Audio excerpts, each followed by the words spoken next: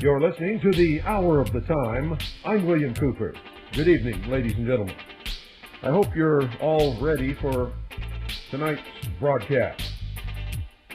When I was in the United States Navy, ladies and gentlemen, I was attached to the Office of Naval Intelligence for the last, well, not the last, but for a period of approximately 5 years during my naval career. I had been 4 years in the United States Air Force with the Strategic Air Command, and was in the United States Navy about 11 years, and during that stint was attached to the Office of Naval Intelligence, where I learned most of the information that set me on a course to find out what was really happening to this country. Was as a member of the intelligence briefing team for the Commander-in-Chief of the United States Pacific Fleet, who at that time was Admiral Bernard Clarey. I saw documents that usually only a very few people would ever see, and would never see all of these different operations and programs and projects all at once, as I and the other members of the briefing team did. Now let me explain to you how security clearances work in the government. There is no such thing, ladies and gentlemen, as above top secret. So when you hear people talking foolishly about 23 levels above top secret, they're lying to you. There's not even one level above top secret. Top secret is the highest level of classification of information in the United States government and the military service. There are sub-compartmentalizations of the classification of top secret. For instance, if you have a project that you don't want anybody to know about, even if they do have a top secret clearance, then you classify it by compartmentalizing it. An example of such a project might be building the B-2 bomber, where each person, you would only want to know just exactly what they had a need to know. So each person would be compartmentalized under top secret in an area that would give him or her only access to that particular piece of information or equipment that they were building or making or helping to assemble in order to produce the B-2 bomber. So the classification for building brakes may have been top secret wall plug. It could be anything. And the people who had a top secret clearance, who were working on that particular piece of information that had to do with wall plug, could only see that information and nothing else. Because to be able to see information that had something to do with top secret roof, if you didn't have that roof clearance added to your top secret, you would not be able to see that information. Now, I'm just making these things up to give you some idea of what I'm talking about. While I was on the briefing team of the Commander-in-Chief of the United States Pacific Fleet, I noticed one thing. All of the members of the briefing team and everybody who had anything to do with intelligence were members of at least one or more of the so-called secret societies known to most of us as fraternal organizations. I wondered how I was assigned to the Office of Naval Intelligence until I began to remember how I had filled out my forms to get my security clearance. It came to a page that folded out like some of the computer paper that goes through a printer. It's all attached. You can have 5,000 feet of computer paper if you want to. Well, this was the form that folded out like that, and I forget how many sheets of paper there were included that were attached like this, all folded up, that contained the lists of just about every kind of organization that you can imagine, ladies and gentlemen. And I was supposed to check or indicate any of those organizations that I had ever belonged to in my life. And it cautioned me that if I left out any organization that I had ever been a member of, that I would risk losing or not obtaining my security clearance. Well, the security clearance when you work in the government or in the military is a big thing, folks, and nobody wants to lose their security clearance or be denied a security clearance. It's shameful, as a matter of fact. And so I noticed that one of the organizations I had belonged to in my life, called the Order of the Demolay, or the Demolay Order for Young Men, was not included. So I checked Freemasonry, because the Demolay organization for young men, or teenage boys, as a matter of fact, is the adolescent version of the Masonic Lodge, so to speak. Little did I know that when I checked Freemasonry, so that I could never be accused of leaving anything out, any of the organizations that I had belonged to, that I would be signed to the Office of Naval Intelligence and then ultimately to the briefing team of the Commander-in-Chief of the United States Pacific Fleet. And so that's how I got assigned. And while I was there, I saw, ladies and gentlemen, and learned very quickly that the American people are very seldom, if ever, told the truth about literally anything. For instance, while President Nixon, and folks, don't blame it all on President Nixon, they all do it. This is the established policy of the national security apparatus. You don't tell anybody anything they don't have a need to know. And you never tell the American people the truth about what's happening, ever. It's just that simple. They don't have a need to know. Well, President Nixon was telling the nation on television that we were not bombing North Vietnam, that we had no troops in Cambodia or Laos, that we had not put any of our people in Cambodia or Laos, that we were not bombing or strafing or doing any air missions in Cambodia or Laos. I was sitting there with a group of high-ranking naval officers waiting for the latest bombing results of North Vietnam and the latest situation reports of our combat missions in Cambodia and Laos. So I knew early on that the American people were being lied to. And they're being lied to about everything, folks. The Vietnam War had nothing to do with communism, had nothing to do with any of the politics in Southeast Asia, as the American people have been told. It had absolutely everything to do with the drugs in what's known as the Golden Triangle and with the oil in the Gulf of Tonkin and the South China Sea. The number one mission of the United States Navy in the Gulf of Tonkin was not to support the troops engaged in battle on the ground in South Vietnam, but was to protect the oil exploration ships which were locating the places that were scheduled to begin drilling for oil when we won the war. Well, it turned out that we didn't win the war.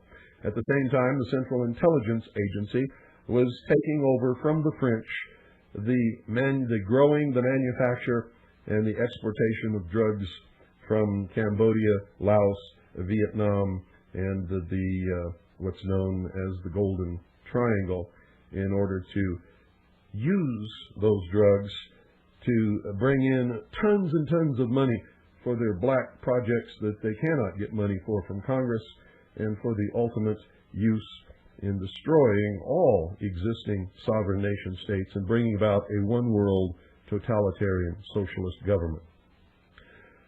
Now, folks, this was a long, long time ago that I saw this information. I was at the headquarters of the Commander-in-Chief of the United States Pacific Fleet between 1970 and 1973. In fact, I left in February of 1973. And during that time, I learned all of the things that I needed to know to do the research since then to arrive at the information that I'm going to give you right now.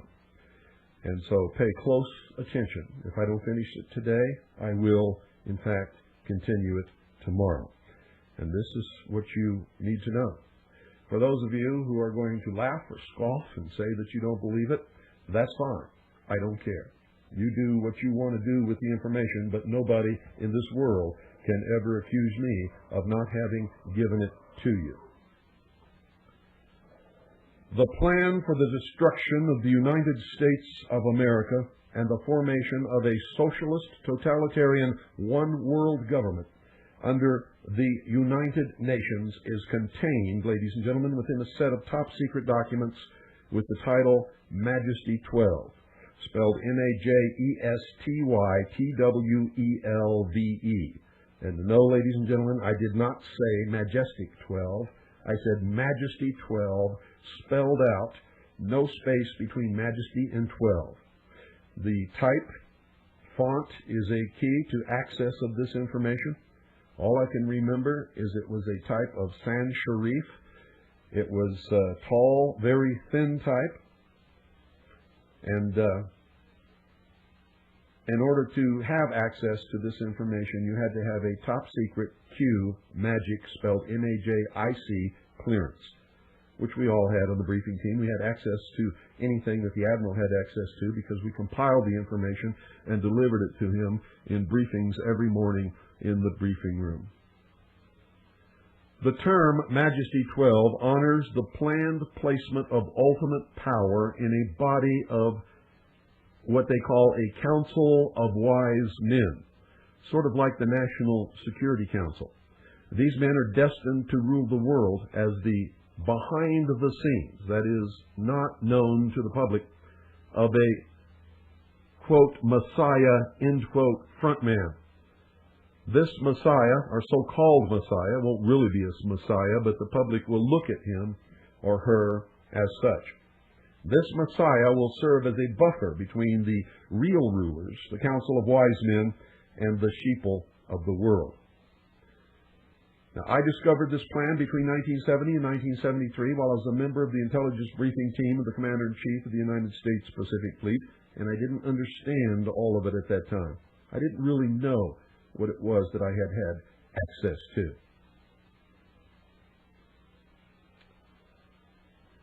The plan, ladies and gentlemen, outlines the formation of a world totalitarian socialist government. It is the policy of the United States government. It is to be ruled by a behind-the-scenes Council of Wise Men. A benevolent dictator who is thought to be a Messiah will be perceived as the real head of government. The Constitution of the United States of America and its Bill of Rights will be scrapped. A parliamentary form of government will take its place. All military forces and individuals are to be disarmed except for an internal police force which will carry only the minimum weapons needed to maintain internal order. There will only be one military force. Our military forces at the present time are acting as this force. It will be a world police force under the United Nations in sufficient numbers and with state-of-the-art technology so that it will be able to field overwhelming forces against any perceived threat to the world supra-government. If you doubt this, and if you doubt that it is the avowed policy of the United States government, see State Department Publication 7277, which outlines the formation of this world police force. The military of the United States of America is currently filling the requirement. The senior officer corps of all of our military forces have betrayed their oaths of allegiance to the Constitution and have joined the conspiracy. They are, in fact, traitors, and they are, in fact, engaged in high treason. The source of this conspiracy, ladies and gentlemen, will be found in the body known as the Illuminati.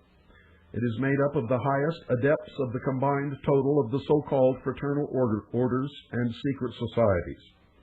These people are bound together by blood oaths, a secret religion, and the promise of an elite status within regional government and the world supra-government. To put it in their own words, quote, if you are not one of us, you are nothing, end quote. Their religion is based upon the Kabbalah and the Luciferian philosophy.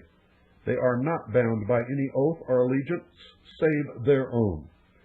They are loyal to no government or people save their own, and they are citizens of no country save their already in place secret world government. To understand some sense of feel for the concept and how this is being done right under your very noses, see a movie called They Live. Now, I'm not telling you that They Live is a true movie. I'm telling you that in this movie, the concept of how they are carrying about the destruction from within is presented to you in a method that you will clearly and easily be able to understand. Now, you cannot ever hope to understand the philosophy of any branch of the so-called mystery school, which is the Illuminati, without many years of study and a complete knowledge of their symbolic language. You must understand, ladies and gentlemen, that like many other organizations, they attract those who completely miss the boat or are just too stupid to get it. When you join a branch of the Brotherhood by any name, I don't care what you call it, Freemasonry, the Theosophical Society, the Anthroposophic Society, Fraternitas Rosae Cruci, Knights Templar, Sovereign and Military Knights of Malta, or any other fraternal order or secret society, no one ever sits down with you and explains the meaning of anything. An actual, literal, esoteric education would just be too dangerous. It could result in public expose, something which the Illuminati must avoid at any cost. The organization of the order is a pyramidal structure of degrees. On the bottom are the so-called blue lodges, full of ignorant, materialistic, and opportunistic fools. And yes, folks, I said fools, and I mean it. Anyone who would join a secret society and be told up front, right in the beginning, that they're not going to learn anything, not one single thing about it, until they have been initiated and climb up the ladder of degrees in the organization, cannot be anything other than fools. They might be joining a society of murderers, for all they know.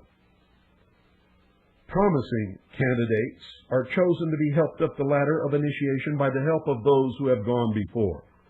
The initiate is presented with the objects of study, books, symbols, ritual, and camaraderie. But illumination must come from within. Each degree of initiation provides a new key to ultimate enlightenment, but only for those who can truly understand the ritual and symbols of the degree. Everyone at the bottom rungs of the ladder of initiation, especially those in the Blue Lodge in the first 3 degrees, don't know beans jack dip about anything about what they belong to and never will.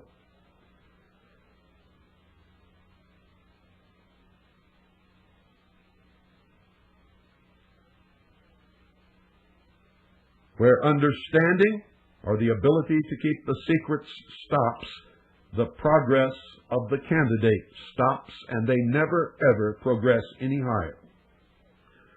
Only those above the 29th degree have the ability to understand the ultimate secrets and goals of the order. A very promising select few are handpicked for progress beyond the 32nd degree. Those chosen disappear behind the veil and become one of the, quote, 1,000 points of light, end quote, but they are more properly known as the Magi. That process has always been the protection of the Illuminati in a Christian world that has had a tendency to burn at the stake those who differed in belief or philosophy. The burning alive of men like Giordano Bruno and Jacques de Molay, the persecution of their orders, and persecution of men like Galileo by the Catholic Church has resulted in the Brotherhood's hatred of Christianity and the goal of the ultimate extermination of all religions save theirs. Now listen to me carefully. The goal is the ultimate extermination of all religions except for their religion. And yes, there is a religion. The philosophy at the core, ladies and gentlemen, of all of the mystery schools is the foundation and the font of socialism and communism. Most socialists don't have the slightest idea that they are puppets of an arcane philosophy bent upon world's domination. They actually believe they will ultimately realize a world where everything is free courtesy of Big Brother, and where all risk and worry has disappeared. Any such world would only be a world of slaves dependent upon an elite class of masters. What fools! The philosophy of the mystery school is the Luciferian philosophy, as put forth by that's Christopher Albert Pike, who is one of the founders of the Ku Klux Klan. But it is not his original thought. He just expounded upon it in forms that eventually became accessible to those who seek it, like me. Before you begin blabbering that Albert Pike's name never included Christopher, you'd better look up the meaning of that name and further understand that the Christ of the Mysteries has absolutely nothing to do with the Christ of the New Testament, at least not in the manner in which it is interpreted by the Christian church. Christopher literally means Christ-like. And in the mystery religion, in the ranks of the Illuminati, Albert Pike reached what they call apotheosis. He became Christ-like, is an ascended master, helping to guide them from the so-called spirit world. If you'll look straight up, standing in the rotunda of the Capitol building in Washington, D.C., you'll see that they believe the same thing happened to George Washington, the first president of the United States of America. Pictured on the inside of the Capitol dome, you will see George Washington in the chariot of Apollo, riding across the sky, surrounded around the periphery of the dome with all the old gods of the Roman pantheon. Now, if you want some sense of how these things are being brought about, watch the series Star Trek, from the beginning episodes up to the present. And you will begin to realize that it was an indoctrination into the concepts of socialism through subliminal initiation of the youth of the nation. The captains, James T. Kirk and Christopher Pike, are symbolic salutes to the Order of the Knights of the Temple of Jerusalem and to the Brotherhood's greatest philosopher and probably its most prolific writer, Christopher Albert Pike. Those who understand the symbolic language would have noticed the most recent Academy of Motion Picture Arts and Sciences Awards ceremony recognized the coming of the, quote, new dawn, end quote, with the rising sun on the backdrop and the two triple crowns of the mysteries representing the Trinity of Osiris, Isis, and the child Horus on each side. And you thought they were just statues of the Oscar. Very simply, ladies and gentlemen, the philosophy is, quote, Adam and Eve were held prisoner in the chains of ignorance by an unjust and vindictive God in the Garden of Eden. They were set free from their bonds by Lucifer, known in the myths as Prometheus. And the setting free of their bonds is called evolution, or primordial knowing. They were set free by Lucifer through his agent Satan in the guise of a serpent, which is the ancient symbol of wisdom, with the gift of intellect, known in the mysteries as fire. Through the use of his intellect, they believe man will perfect the race, the Aryan race, Anglo-Aryan race to be exact, and will himself become God. It is a metaphor for the development of the thinking man through the process of evolution and the eventual domination of the universe by learning how to dominate and control nature. This process is called magic. The result will be the apotheosis of the race of mankind and the elimination of all who cannot make this paradigm shift in the coming new age. The alchemists had the same religion, but disguised it, ladies and gentlemen, under the profane interpretation of the exoteric or outward expression of turning lead into gold. The search for the philosopher's pure red stone was really the attempt to perfect the soul of mankind. Don't you really feel pretty smart now? I hope so. I hope a light is coming on in your head, because of a lot of this you have seen glimpses of, little pieces here and there. Some of the symbology has mystified you. Some of it will gel in your mind as you hear this. Those who are attracted to the mysteries, ladies and gentlemen, who are unable to grasp the esoteric meaning of their education, often take the exoteric meaning to be the truth and turn to Satan or Lucifer as their object of worship, never understanding the metaphor for a much deeper philosophy. The order never objects to this because these Satan worshippers are useful in their own manner. They furnish a diversion and are often a source of large sums of money, although the brotherhood, folks, have seldom found themselves lacking in fools or funds. Shirley MacLaine understands the philosophy perfectly, though probably not in its correct interpretation. She is a member in good standing. I am God is, of course, the true message. Fire is the god of the mysteries, and its priests are the philosophers of fire. They believe that any concept of creation must result in the idea that all things are manifestations of the Creator, which is pantheism. Since man is the only creation with intelligence and original thought, the combined or collective consciousness of mankind, they believe, is the mind of God. Ergo, man is God. And that should enlighten you to the source of some of the more difficult to understand concepts of the so-called New Age movement. Now, ladies and gentlemen, don't get the fool, called by the mysteries the profane, mixed up with the king or the initiate known as Fraternitas Rex Mundi. Those who cannot understand this philosophy through the hidden language of symbology and make the shift in thinking for the coming millennium are doomed to extinction. And the spokespersons for the New Age make absolutely no secret of this fact. It has been published over and over and over again that those who cannot make this so-called paradigm shift will simply be exterminated. Wake up, America, you've been had, and wise up. None of you, and I'll say it again and again, and I don't care how angry you get with me, it is absolutely true, none of you are even remotely as smart as you think you are. This is the age of deception, and the world is balanced upon a razor. One half is scheduled to be exterminated if these people have their way, and the other half is scheduled to be enslaved when the mystical union between the moon, which is Isis or the church, and the sun, which is Osiris or the doctrine, greets the sun, spelled S-O-N, of the morning, which is Horus or the full body of initiates or adepts, on the horizon, which is Horus risen, in the, quote, new dawn, end quote, which is the realization of the New World Order. With that in mind, read the full text of President Clinton's 1997 State of the Union address to Congress. And if a light doesn't flick on in your brain when you read that, you are beyond help. He said,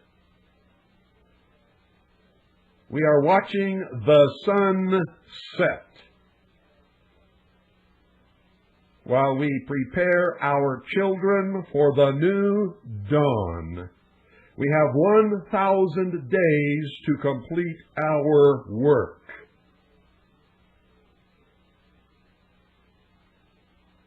Wake up.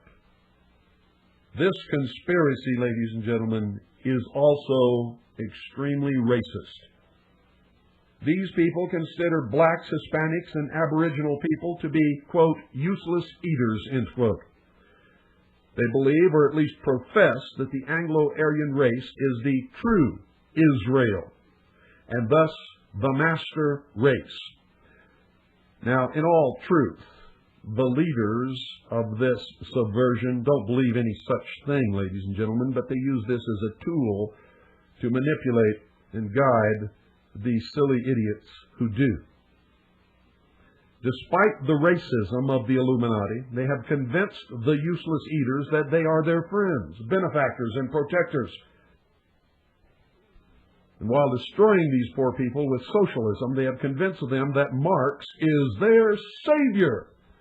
And these sheep will follow this Judah's goat eagerly, first to be sheared, and then to their re-enslavement and eventual, probably, slaughter. In this world government, there will be no individual rights, only privileges. Privileges can be granted or denied at will by the world supergovernment. All property is to be owned by the state. There will be a redistribution of wealth in order to eliminate class differences and level the standard of living to a much lower level in the advanced nations, such as the United States of America, and to a higher standard of living in the so-called third world nations. This leveling of the standard of living will be accomplished through a global economic collapse, which right now, regardless of what you see happening in this phony stock market, is in its beginning stages. The economic collapse will fulfill the goal of Marx and Engels' Communist Manifesto, which mandates the elimination of the middle class. The graduated income tax, NAFTA, and GATT, which have caused industry to move into third world nations in order that corporations may exploit cheap labor, are also a part of this process. All county and state governments are to be eliminated and replaced with regional government. And those of you listening who are in county and state and city governments already have felt the pressure to bring this about. These regional governments are, in fact, already in place. Regionalism is gradually taking control throughout America. There will be no more cash money. All trade will be accomplished by a system of computer credits, with accounts accessed through debit cards or computer chip implants, which will also serve as personal identification, driver's license, and etc. The plan, ladies and gentlemen, for the creation of a socialist world government is protected by an invented extraterrestrial threat from space. The entire UFO phenomenon and the so-called ufology, which I call the ufology movement, has been created to further the protection and activation of this plan. Within Majesty 12 is Operation Majority, which justifies the plan by presenting an extraterrestrial threat as the reason for the necessity for world government. Operation Majority is named after the original Bolshevik party which sparked the Russian Revolution. Bolshevik literally means the majority. The plan states that if the American people are ever told of this extraterrestrial presence, these aliens will destroy the United States of America. Now, folks, all who have access to this plan, or who inadvertently discover the plan, are silenced by that warning. And when I first saw it, I believed it for over 16 years before I began to produce research that told me that this was all the biggest hoax in the history of the world to create a phony, artificial threat to this earth. The report from Iron Mountain confirmed it. Statements made in 1917 by John Dewey, that's 1917, ladies and gentlemen, by John Dewey, in a speech he made in New York, also confirmed it. In my study of the broadcast on CBS, which was owned and created by William Paley, who, ladies and gentlemen, has always been an operative of the intelligence community of the United States of America, confirmed it. A further safeguard ensures that anyone who links the so-called alien threat with the coming world government will be ridiculed and discredited by the press. When I saw this plan while I was in the Navy, I believed it. It was not until I had performed many years of research that I was able to fully understand exactly what it was that I had seen. It was extremely difficult, at best, for me to believe that my government and the Navy had used me in the manner in which they had, especially since I had dedicated my life to government and military service. Now, ladies and gentlemen, this plan is real. The extraterrestrial threat is artificial. The alien threat, or so-called alien threat, is presented as real through the use of secret technology which was originally developed by the Germans in their secret weapons programs during World War II, by geniuses like Nikola Tesla and many others. Most military and government personnel who have access to this material believe sincerely that the extraterrestrial threat is real.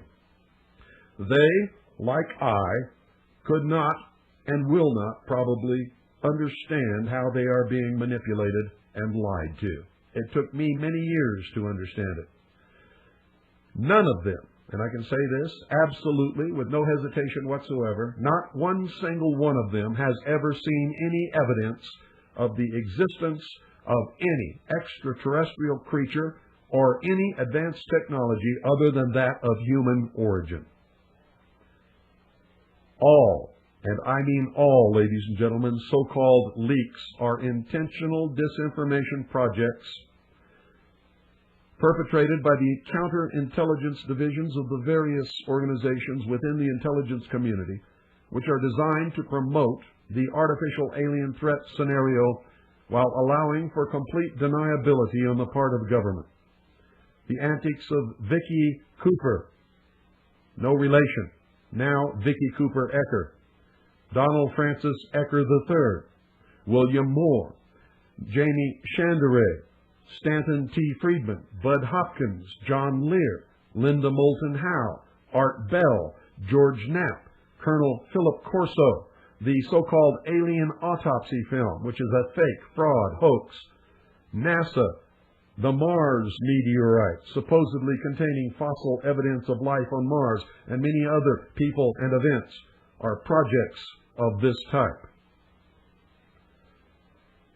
The plan, ladies and gentlemen, to create an artificial extraterrestrial threat to the Earth was first mentioned by John Dewey in New York during 1917 in a speech to the visiting Japanese imperial delegation headed by Viscount Ishii. The premise was tested for credibility with the CBS presentation of The War of the Worlds by Orson Welles and the Mercury Theater on October the 30th, 1938. The public believed that this broadcast was a real news event. Many people jumped out of windows.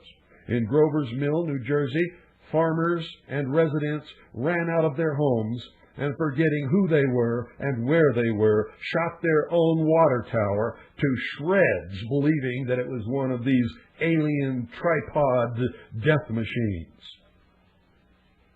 The public believed that what they heard was real, and thus it set the stage for the implementation of an alien threat scenario.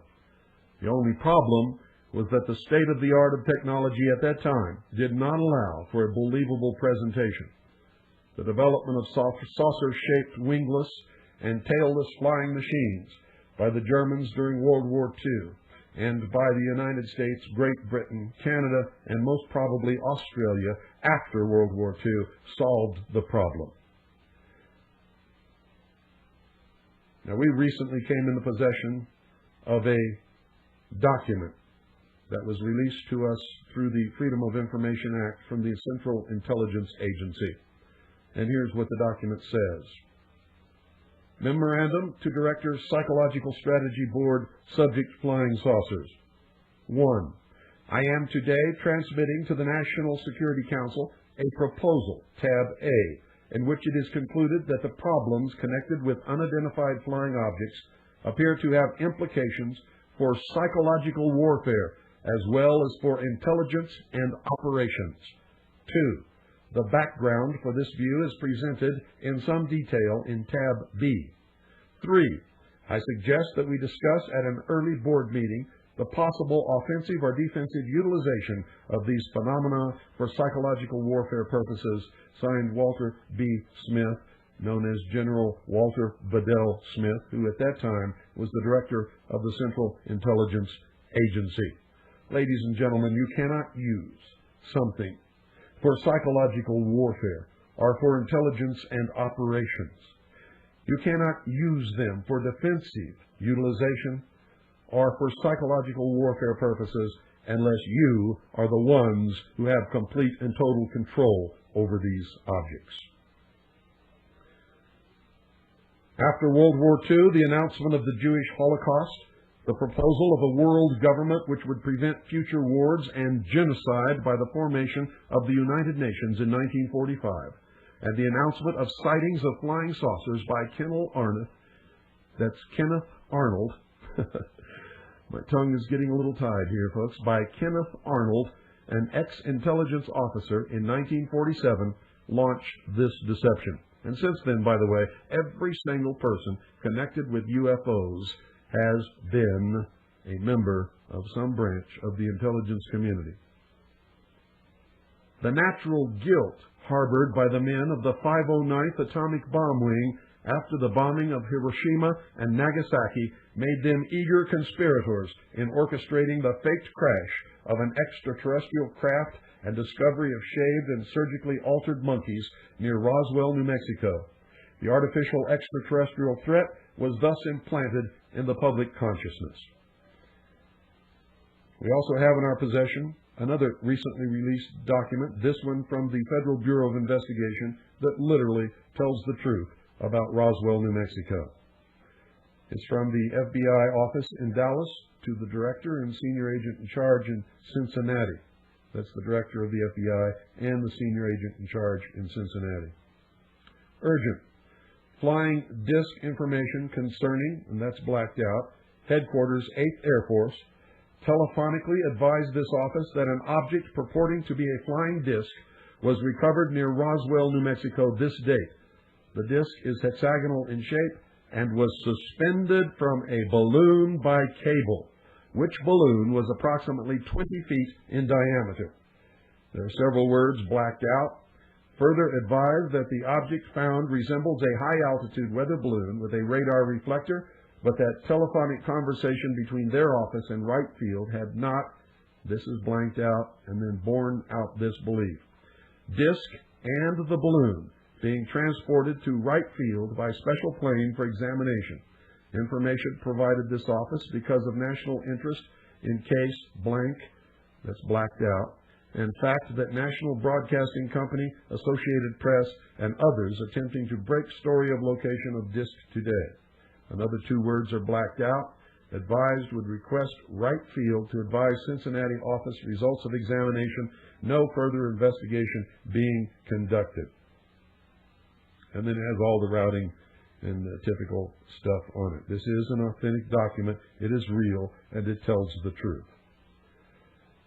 Now, applying Hitler's concept, ladies and gentlemen, of the big lie, the artificial extraterrestrial threat was nurtured and built into an always present possibility over the next 50 years.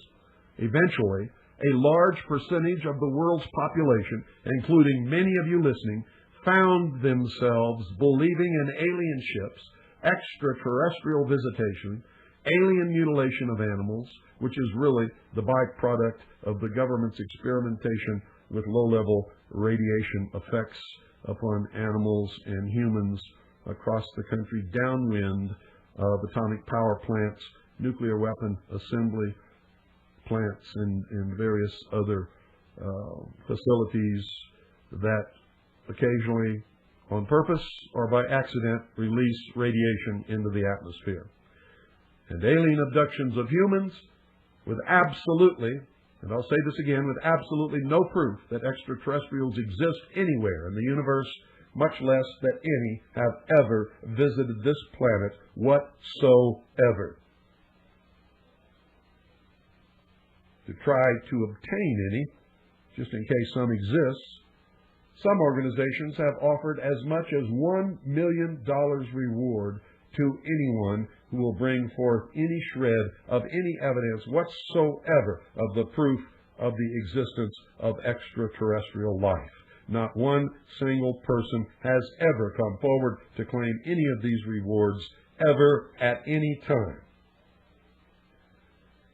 The artificial threat is further advanced through the mind control programming of Marxists in Hollywood,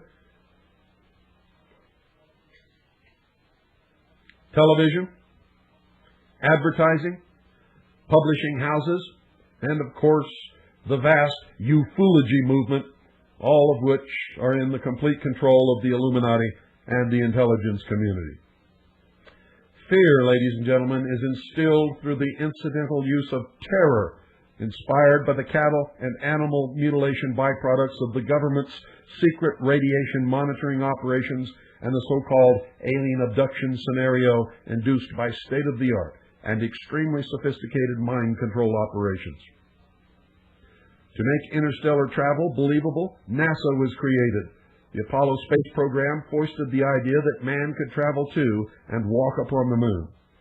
Every Apollo mission was carefully rehearsed and then filmed in large sound stages at the Atomic Energy Commission's top-secret test site in the Nevada desert, and in a secured and guarded soundstage at the Walt Disney Studios, within which was a huge-scale mock-up of the moon. All names, missions, landing sites, and events in the Apollo space program echo the occult metaphors, rituals, and symbology of the Illuminati's secret religion.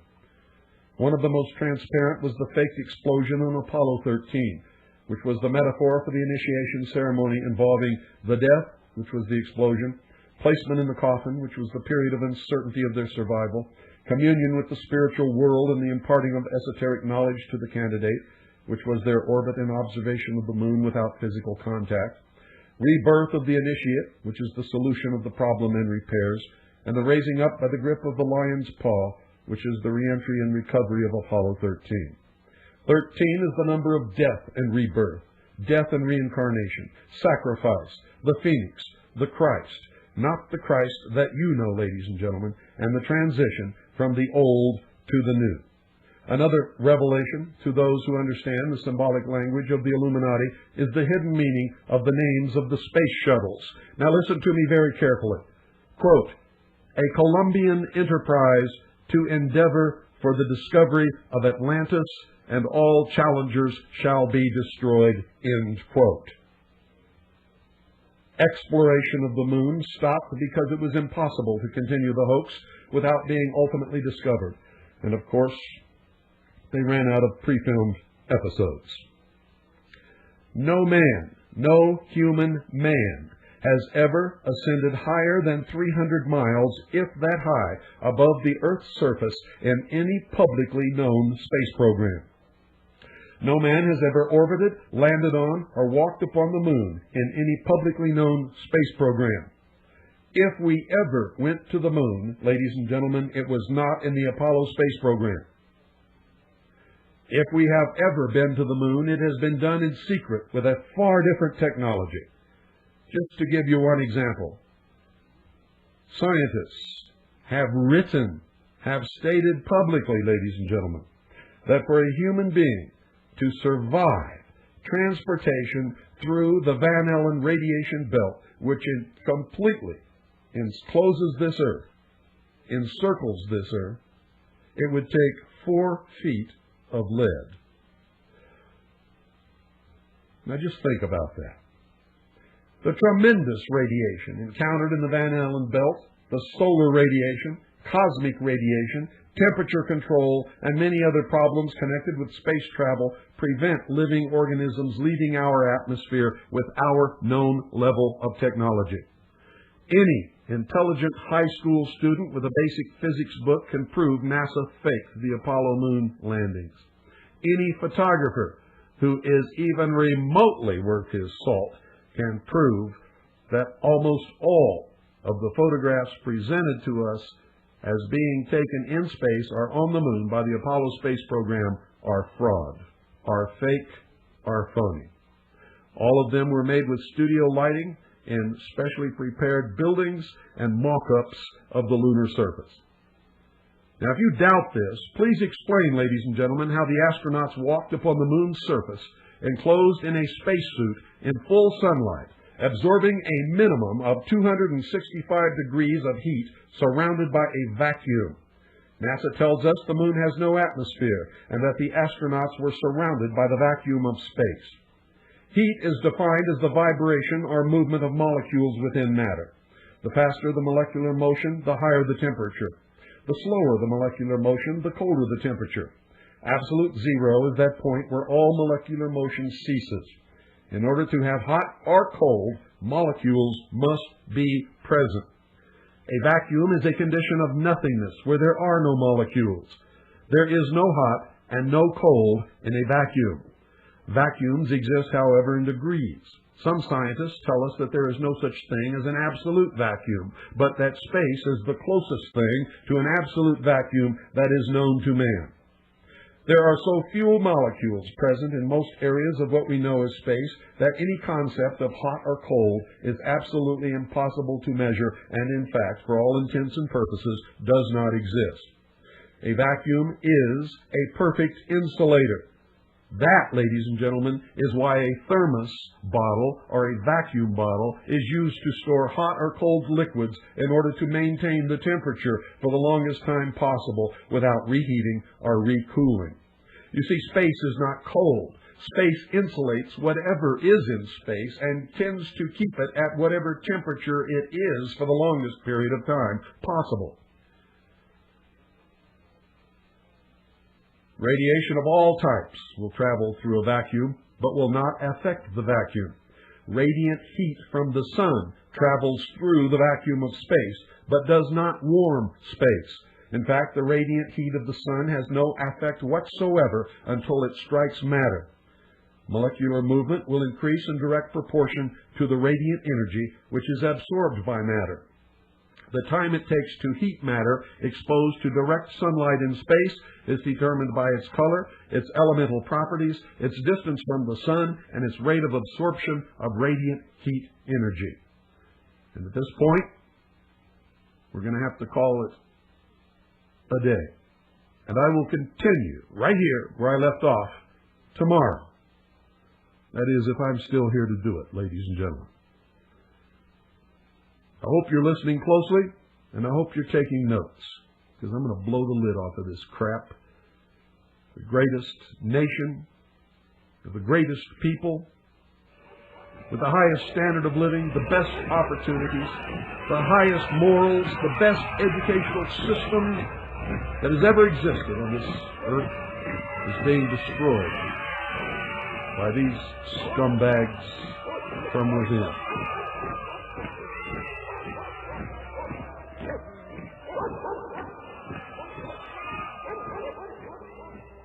You're listening to the Hour of the Time. I'm William Cooper. Good evening, ladies and gentlemen. We're going to talk about documents that I saw while I was with the Office of Naval Intelligence, specifically on the intelligence briefing team of the United States Commander-in-Chief of the Pacific Fleet, who at that time was Admiral Bernard Clarey. These documents outlined the coming formation of a one-world socialist government.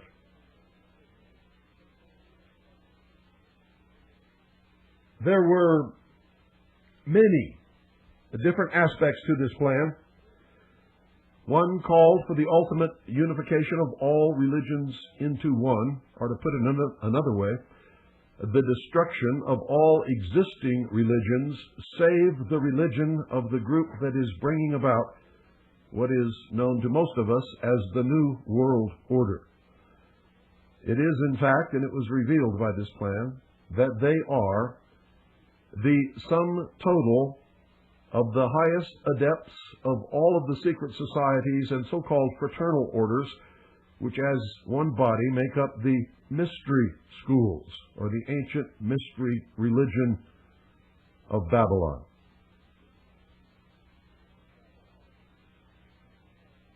This plan called for the creation of an external, artificial, and I stress that word artificial, threat to this earth. The entire ufology movement, ladies and gentlemen, is a creation meant to bring that about. Now, many of you aren't going to believe a word that I'm saying, and that's okay. You will find out eventually, I can assure you. And just as a little aside here, over the years that I've been warning people about this and teaching people the truth about what's really going on, I have made probably 200 or 300 predictions. I've only been wrong once. All of my predictions have come true, ladies and gentlemen, except for one, and that was my prediction that Manuel Noriega would not be tried in an American court nor serve any time in an American prison because it was against the law of nations for somebody like the United States to arbitrarily decide to arrest the leader of a foreign country. Just as their diplomats have immunity when they are here in this nation representing their country, the heads of government of all countries have diplomatic immunity unless they are captured as an act of war. But that was no war, ladies and gentlemen.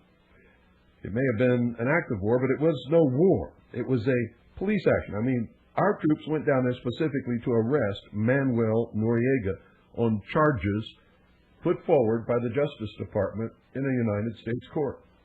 It was unlawful. But at that time, I was not aware that they were so far along in their plans that the concept of sovereign nations no longer stands. Which means if another nation ever becomes more powerful than the United States of America, they can do the same thing to us, ladies and gentlemen, or the United Nations. If the Security Council votes to arrest the President of the United States based upon the precedent that we set in Panama, they can do it. Now, I'm going to overlap on yesterday's broadcast just a little bit to make sure that we're not behind in anything. I want to make sure that everybody understands exactly what I'm talking about. And I don't want to come in the middle of something that we started yesterday, so we're going to back up a little bit. And I'm going to go over some material that we have already covered. As always, when you listen to the Hour of the Time, folks, make sure you have pen and paper handy and that you use it. Take copious notes. And once you have this information and you understand it, if you watch the events happening in the world, all of a sudden, things will begin to come together and make sense to you that made no sense to you ever before in your life. If you really believe that things on the worldwide scale happen all the time by accident, then you're not playing with a full deck of cards, folks. If all of these things were happening by accident, at least some of them would happen in our favor. But they're not. The law of averages, the laws of statistics say that eventually the card has to come up in our favor. We have to get a winning hand. But we are continually losing big time. And I mean big time. So let's back up. Remember, I talked yesterday about the creation of an artificial alien threat to this earth to facilitate the destruction of sovereign nations, the coming together as one humanity under a one world government, with all people willing to make whatever sacrifices are called upon them to make, such as giving up all your liberties and freedoms and anything else they may ask you to do, in order to oppose this external threat. And I talked about a lot of other things, but if you want to go back and cover those, folks, you're going to have to buy the tape. Now, this radio station and this broadcast is owned and operated by the Independence Foundation Trust, which is a non-profit charitable organization.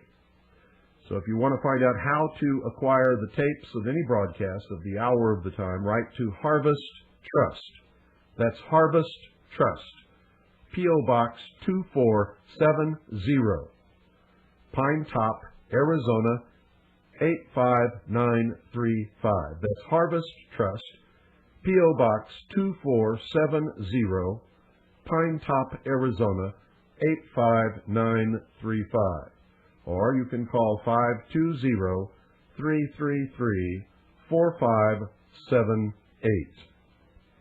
We now continue with today's broadcast.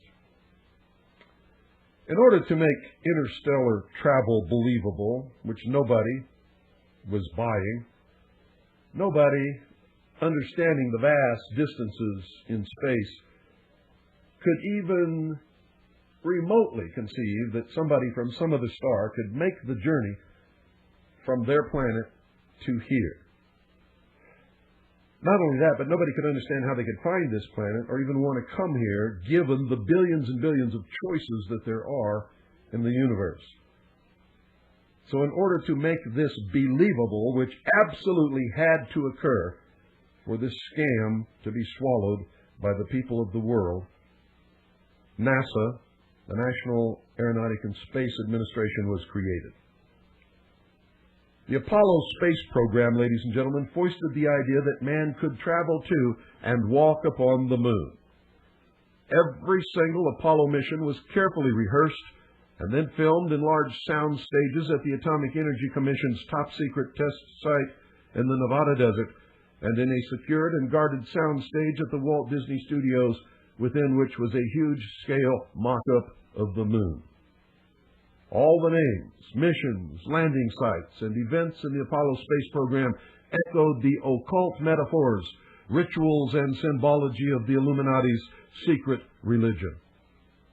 One of the most transparent, not the most, but one of the most transparent, was the faked explosion on Apollo 13, which was the metaphor for the initiation ceremony involving the death, which was the explosion, placement in the coffin, which was the period of uncertainty of their survival, communion with the spiritual world and the imparting of esoteric knowledge to the candidate, which was the orbit and observation of the moon without physical contact, rebirth of the initiate, which was the solution of the problem and repairs, and the raising up by the grip of the lion's paw, which was the re-entry and recovery of Apollo 13.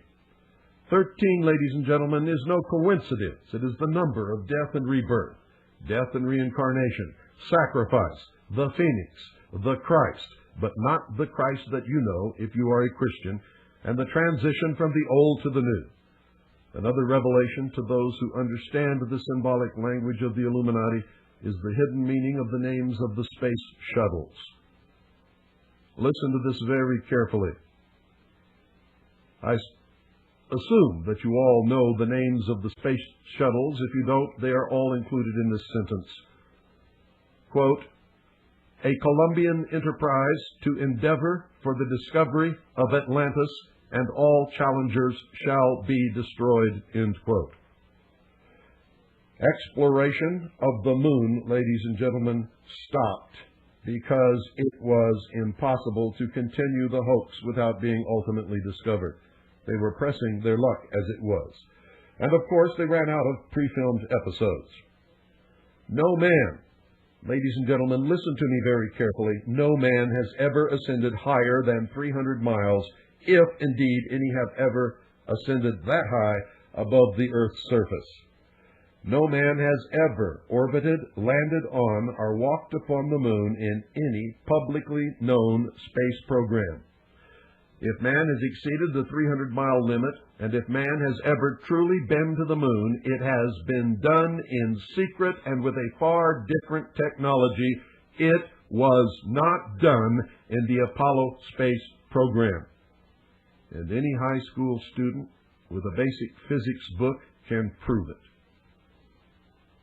The tremendous radiation encountered in the Van Allen belt, a belt surrounding the Earth, ladies and gentlemen, of such intense radiation that before this information became embarrassing, scientists stated unequivocally that for a man to get through the Van Allen belt without frying in this radiation, he would need a 4-foot-thick lead shield. But that's not all. In space, there is solar radiation. You see, standing on the surface of the Earth or anywhere within our atmosphere, even a thin atmosphere, we are protected from the solar radiation and from the tremendous increase above the normal solar radiation that is created by solar flares and flung throughout the universe. Most of them are unpredictable, cannot be predicted. There's no such thing as saying we're going to send a man from the Earth to the moon during this period of time because we know there's not going to be any solar flares or solar storms, and thus they'll be safe from radiation. Cannot be done. On top of that, there's cosmic radiation. On top of that, there is a tremendous problem with temperature control and many other problems connected with space travel, which prevent living organisms leaving our atmosphere with our known level of technology. As I said, any intelligent high school student with a basic physics book can prove NASA faked the Apollo moon landings. Now, if you doubt this, ladies and gentlemen, please explain how the astronauts walked upon the moon's surface enclosed in a spacesuit in full sunlight, absorbing a minimum of 265 degrees of heat surrounded by a vacuum. 265 degrees, ladies and gentlemen, is 55 degrees above the boiling point of water. That would take one hell of an air conditioning system to keep them cool. NASA tells us the moon has no atmosphere and that the astronauts were surrounded by the vacuum of space. Well, if that's true, ladies and gentlemen, heat is defined as the vibration or movement. Heat is defined, ladies and gentlemen, as the vibration or movement of molecules within matter. The faster the molecular motion, the higher the temperature. The slower the molecular motion, the colder the temperature. Absolute zero is that point where all molecular motion ceases. In order to have hot or cold, ladies and gentlemen, molecules must be present. NASA tells us that space is absolute zero, that it is colder than any cold that any person has ever experienced, because absolute zero is like 200 and something degrees below the zero that you know about. Do you understand what I'm telling you? That is a lie. NASA has intentionally lied to us all of these years. Space is a vacuum. A vacuum is a condition of nothingness where there are no molecules. Vacuums, ladies and gentlemen, exist in degrees. Do you understand what I'm telling you? Some scientists tell us that there is no such thing as an absolute vacuum. But space is the closest thing to an absolute vacuum that has ever been known to us.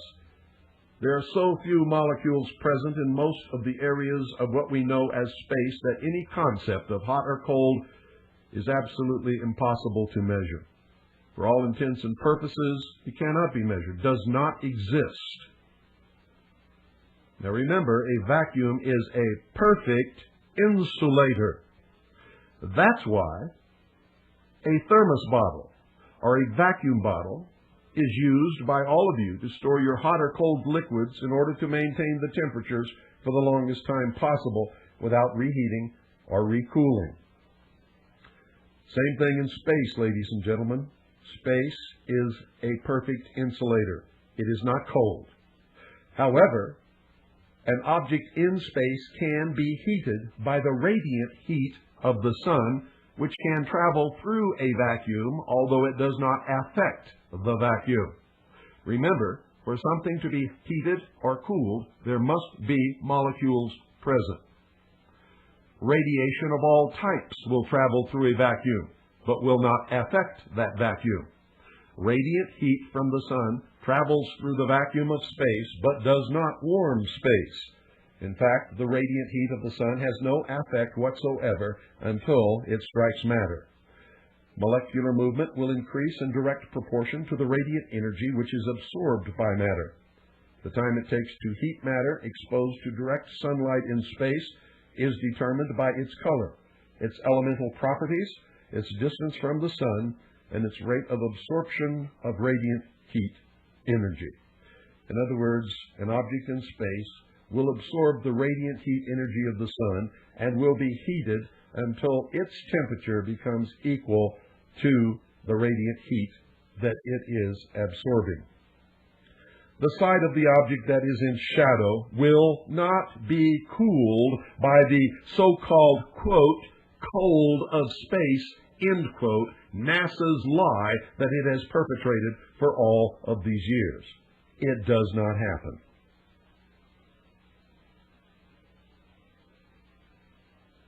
Heat will spread through any object, through contact of molecule against molecule, until the heat of the object all over the object has become equal, ladies and gentlemen. Now understand what I just told you. Objects which are heated cannot be cooled by space. In order for an object to cool, it must first be removed from direct sunlight, and then it will stay at the temperature that it is at for quite a long time, until the molecular motion slows down through the resistance of molecules vibrating against each other, until all motion stops if the object is kept out of direct sunlight for a long enough period of time.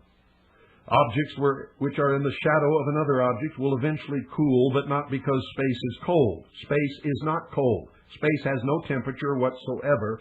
Space is a perfect insulator. Hot and cold do not exist in the vacuum of space, or in any vacuum for that matter.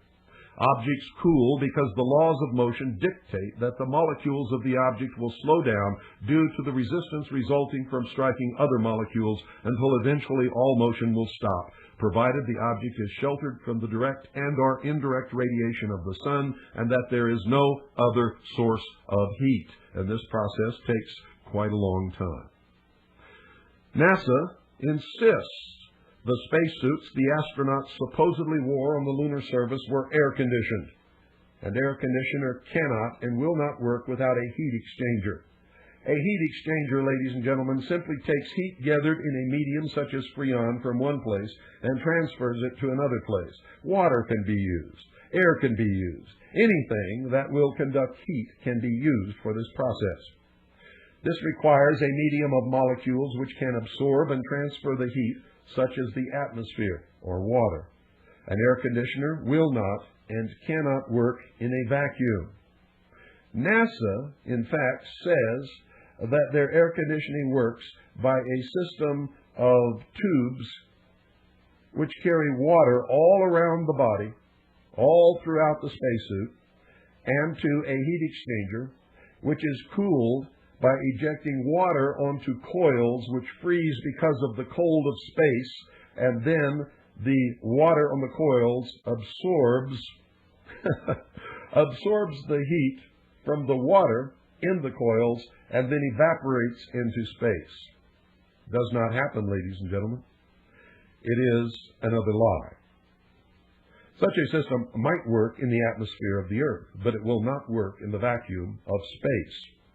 In fact, if you look at the videotapes, the good videotapes of the astronauts walking around in their spacesuits, you will see no tubes of heat exchangers of any kind and no ice formed on their backpacks anywhere at any time.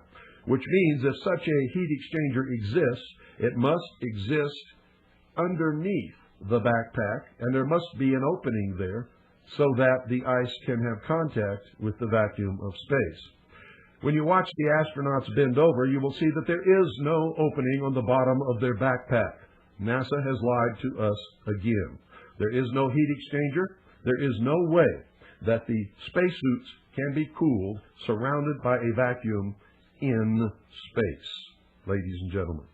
Not only that, but even if they had a heat exchanger that was hidden in the backpack and was somehow open to the vacuum of space so that ice could evaporate, NASA has proved themselves a liar through their own words by stating that they have found ice in the shadowed portions of craters that are never lit by the light of the sun.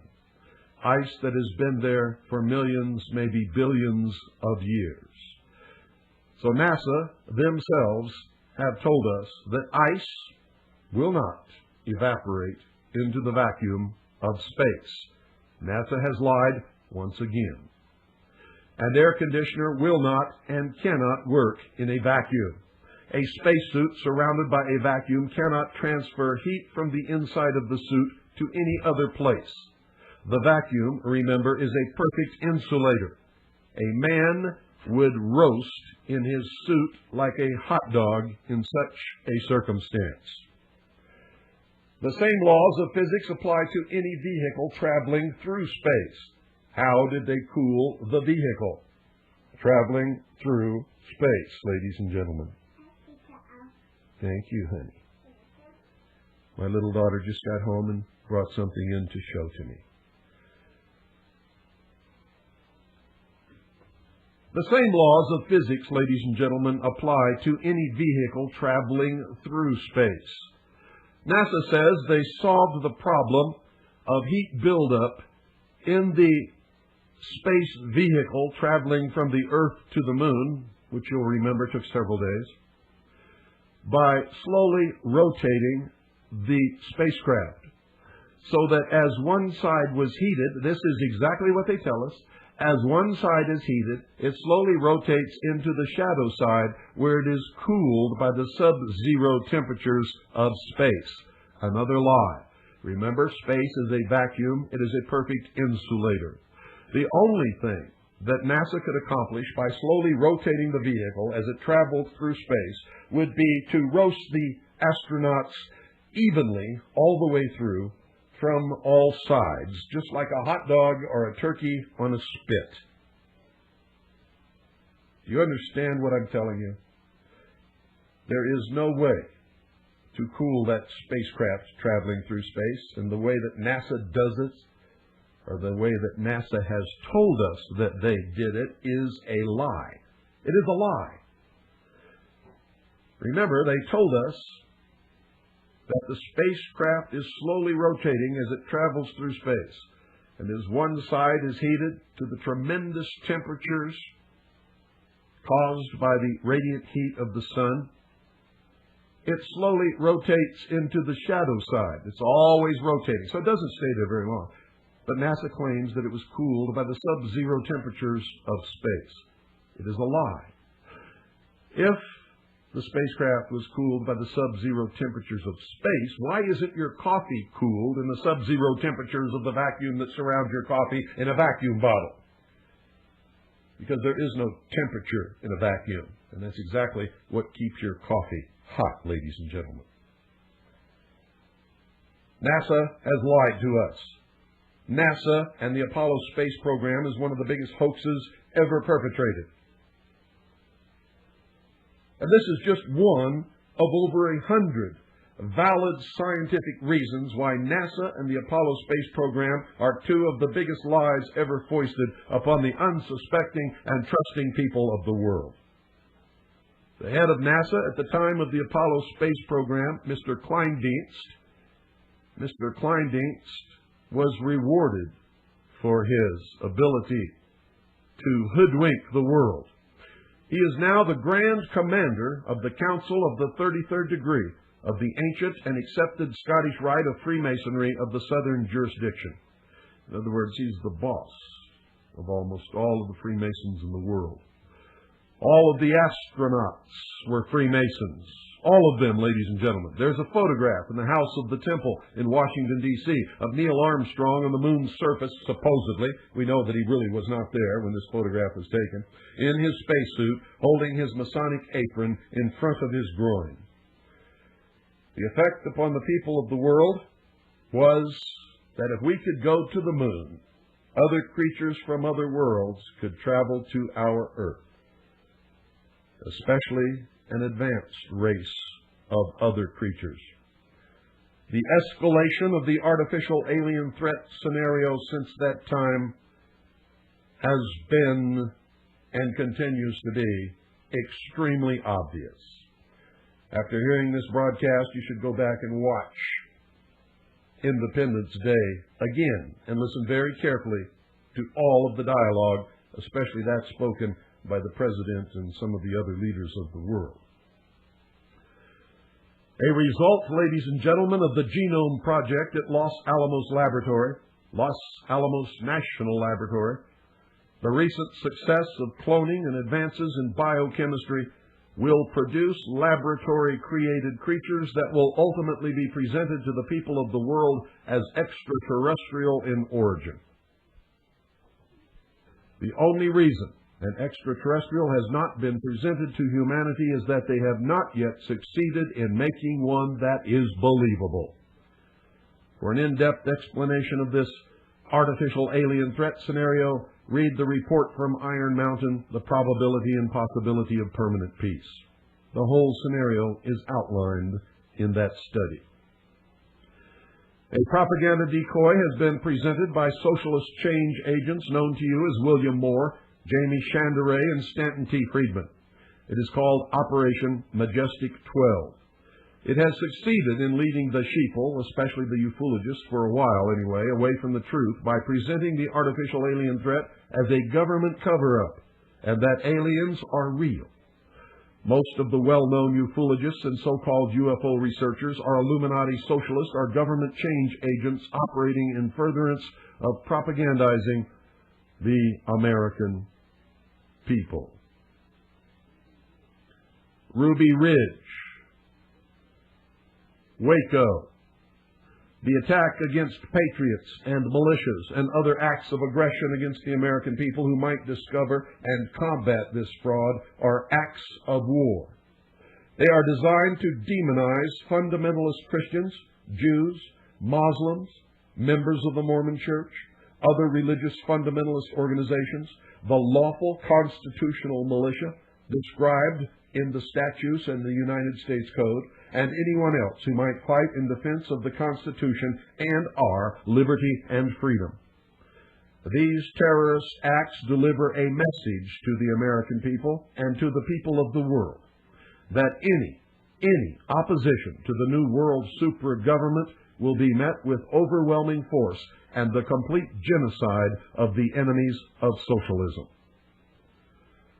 The World Trade Center bombing, the bombing of the Oklahoma City Alfred P. Murrah Federal Building, and mass shootings by mental and ex-mental patients of large numbers of men, women, and children in Stockton, California, and the most recent one, were and will continue to be intentional acts of war designed to spread terror and a feeling of helplessness. Most of the ex or current mental patients who have perpetrated these acts are in fact innocent victims of mind control projects that are in activation to further the interests of this socialist new world order. In my book, Behold a Pale Horse, I predicted that the first major terrorist attack upon the United States would take place in New York City. I was correct. I said that it would not stop there, and I've said on this broadcast that it would not stop there, that it would spread, and that these attacks and these shootings would continue until the American people get down on their knees and beg their slave masters to disarm them so that they can be more easily and more quickly enslaved. And the sheeple are following for it, hook, line, and sinker. In fact, ladies and gentlemen, and it is a fact, the FBI, the Federal Bureau of Investigation, orchestrated the attack upon the World Trade Center, teaching the terrorists how to drive the van. They taught the terrorists how to build the bomb. They placed it in the building and detonated the bomb. One of the Federal Bureau of Investigation informants attempted to secure permission from the FBI to substitute inert ingredients for the bomb so that no one would be injured. But the Federal Bureau of Investigation agent in charge denied the request. The informant tape recorded every single one of his conversations. That's right, it is a combination. He recorded all of his conversations with the FBI, and a full transcript of the tapes were printed in the New York Times. The judge refused to allow the tapes to be presented in court in defense of the FBI informant. Confederate would be a much better word. The attack on the Alfred P. Murrah Federal Building was designed to affect the heartland. It was designed, ladies and gentlemen, to affect the heartland so that no one in the nation will feel safe.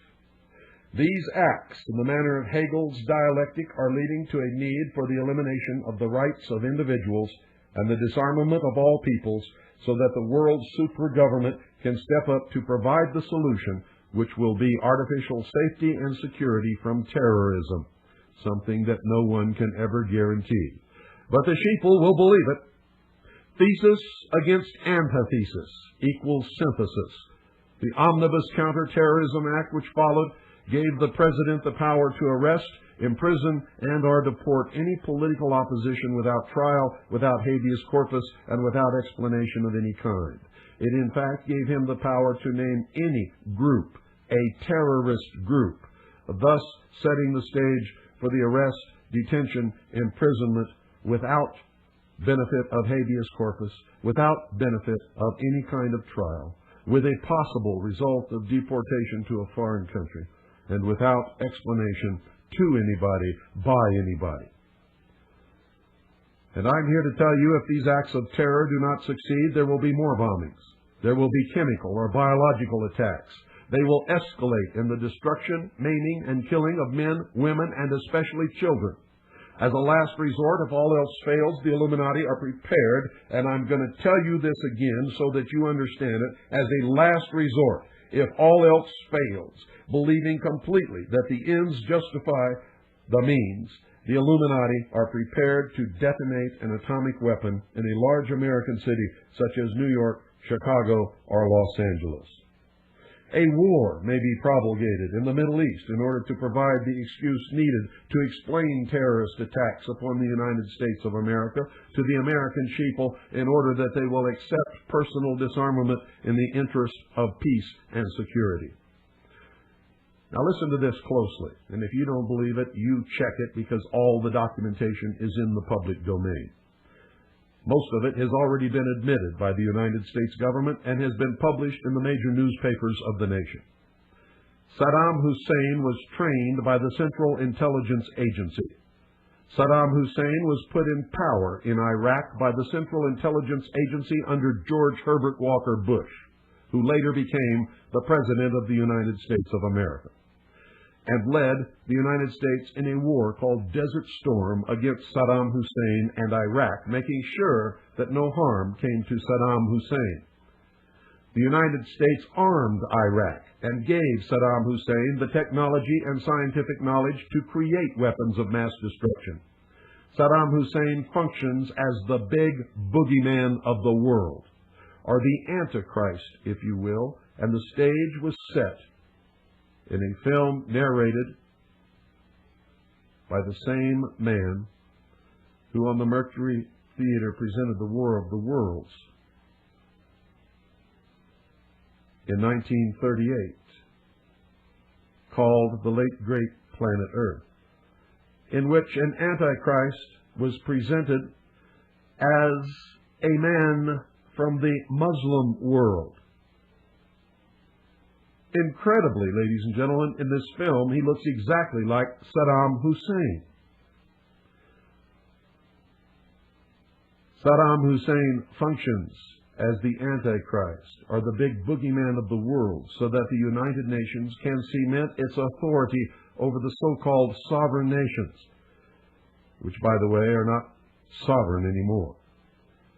And that is why Saddam Hussein was not killed during the Gulf War, and that's why he won't be killed in any future Gulf War. His purpose is to function as an Antichrist to create terror in the minds of the sheeple of the world. The answer, of course, will be the destruction of national sovereignty worldwide, the establishment of a one-world socialist government under the United Nations, disarmament of all nations, and the establishment of a world police force. The terrorist attacks, ladies and gentlemen, which will be launched in the United States will be blamed upon Middle Eastern religious fanatics, Christian fundamentalists, white supremacists, patriots, or militias. A more immediate result of these operations will be the increased use of military forces, weaponry, and equipment such as tanks and armored personnel carriers in civilian law enforcement. The suspension or elimination of habeas corpus, the elimination of jury trials, and the institution of martial law with show trials conducted by a tribunal of judges. When you continue to hear this constitutional republic referred to as a democracy, you must remember that V.I. Lenin, the founder of the Soviet Union, said, quote, "Democracy is indispensable to socialism," end quote. When you hear our military referred to as UN peacekeepers, remember that both Karl Marx and Lenin defined peace as, quote, "the elimination of all opposition to socialism," end quote. When you wonder where all this is taking us, remember that both Marx and Lenin stated that, quote, "the ultimate goal of socialism is communism," end quote. And if you think communism is dead, read Gorbachev's book, Perestroika, and he will tell you quite the opposite. But if you think the fall of the Soviet Union was the end of communism, read Golitsyn. And believe me when I tell you that the highest-ranking communist mole in the Central Intelligence Agency was James Jesus Angleton. The Turner Diaries, ladies and gentlemen, were actually written by the Central Intelligence Agency prior to 1972. The concept of leaderless resistance was promulgated to enable easy destruction of any resistance to the world supergovernment. Small, scattered units without a concerted tactical plan and a solid, reliable command structure will be defeated in a very short period of time. No such movement could ever effect the necessary political control to restore order and reinstitute government of any kind, even if they managed to win the war. Now let me say that again so that it sinks through some of the thick heads out there. The concept of leaderless resistance was promulgated to enable easy destruction of any resistance to the world supergovernment. The Turner Diaries also branded anyone who used such a tactic as racist, terrorists. Small, scattered units without a concerted tactical plan and a solid, reliable command structure will be defeated in a very short period of time. No such movement could ever effect the necessary political control to restore order and reinstitute government of any kind, even if they managed to win the war. Many of the so-called patriot leaders, such as Lieutenant Colonel James Bogreitz, Mark Kornke, John Stadtmiller, Kurt Saxon, and many others, are actually change agents of Illuminati socialism or the intelligence community. World War III is being fought now. It is being fought with information warfare using very sophisticated mind control techniques, propaganda, disinformation, intimidation, fear, and manipulation. It is, in fact, a usually quiet war being fought mostly with silent weapons. But before long, ladies and gentlemen, I guarantee you it will become very loud and very destructive. Ordo ab chao dictates that the old order be completely and thoroughly destroyed before the new order can be established. How do they do this? Well, many of you follow some of these change agents, believing that they're on your side, looking up to them as heroes, thinking that they're telling you the truth. But, ladies and gentlemen, nothing could be farther from the truth. One of the greatest Trojan horses ever presented to the American people has been Lieutenant Colonel James Bogreitz. Now, this is written by Bogreitz. Nothing is invented here. I'm going to read you a letter that he wrote in response to an editorial printed in the Hartford Advocate. This letter was written by Bogreitz to the Hartford Advocate as a reply. And I'm only going to read you the portions of it that apply to this broadcast because it's a long, long letter. He says, quote, "The 17 October edition of the Hartford Advocate's Conspiracy of Hate was indeed just that, but devoid of fact. Since its release, outraged Americans have faxed and mailed me copies from all over the United States.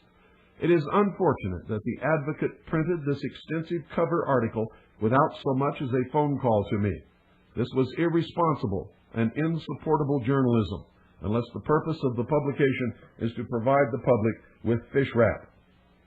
The article cast me as a militia-leading, government-hating, anti-Semitic racist supporter of the Ku Klux Klan and neo-Nazis, all of which is a blatant lie.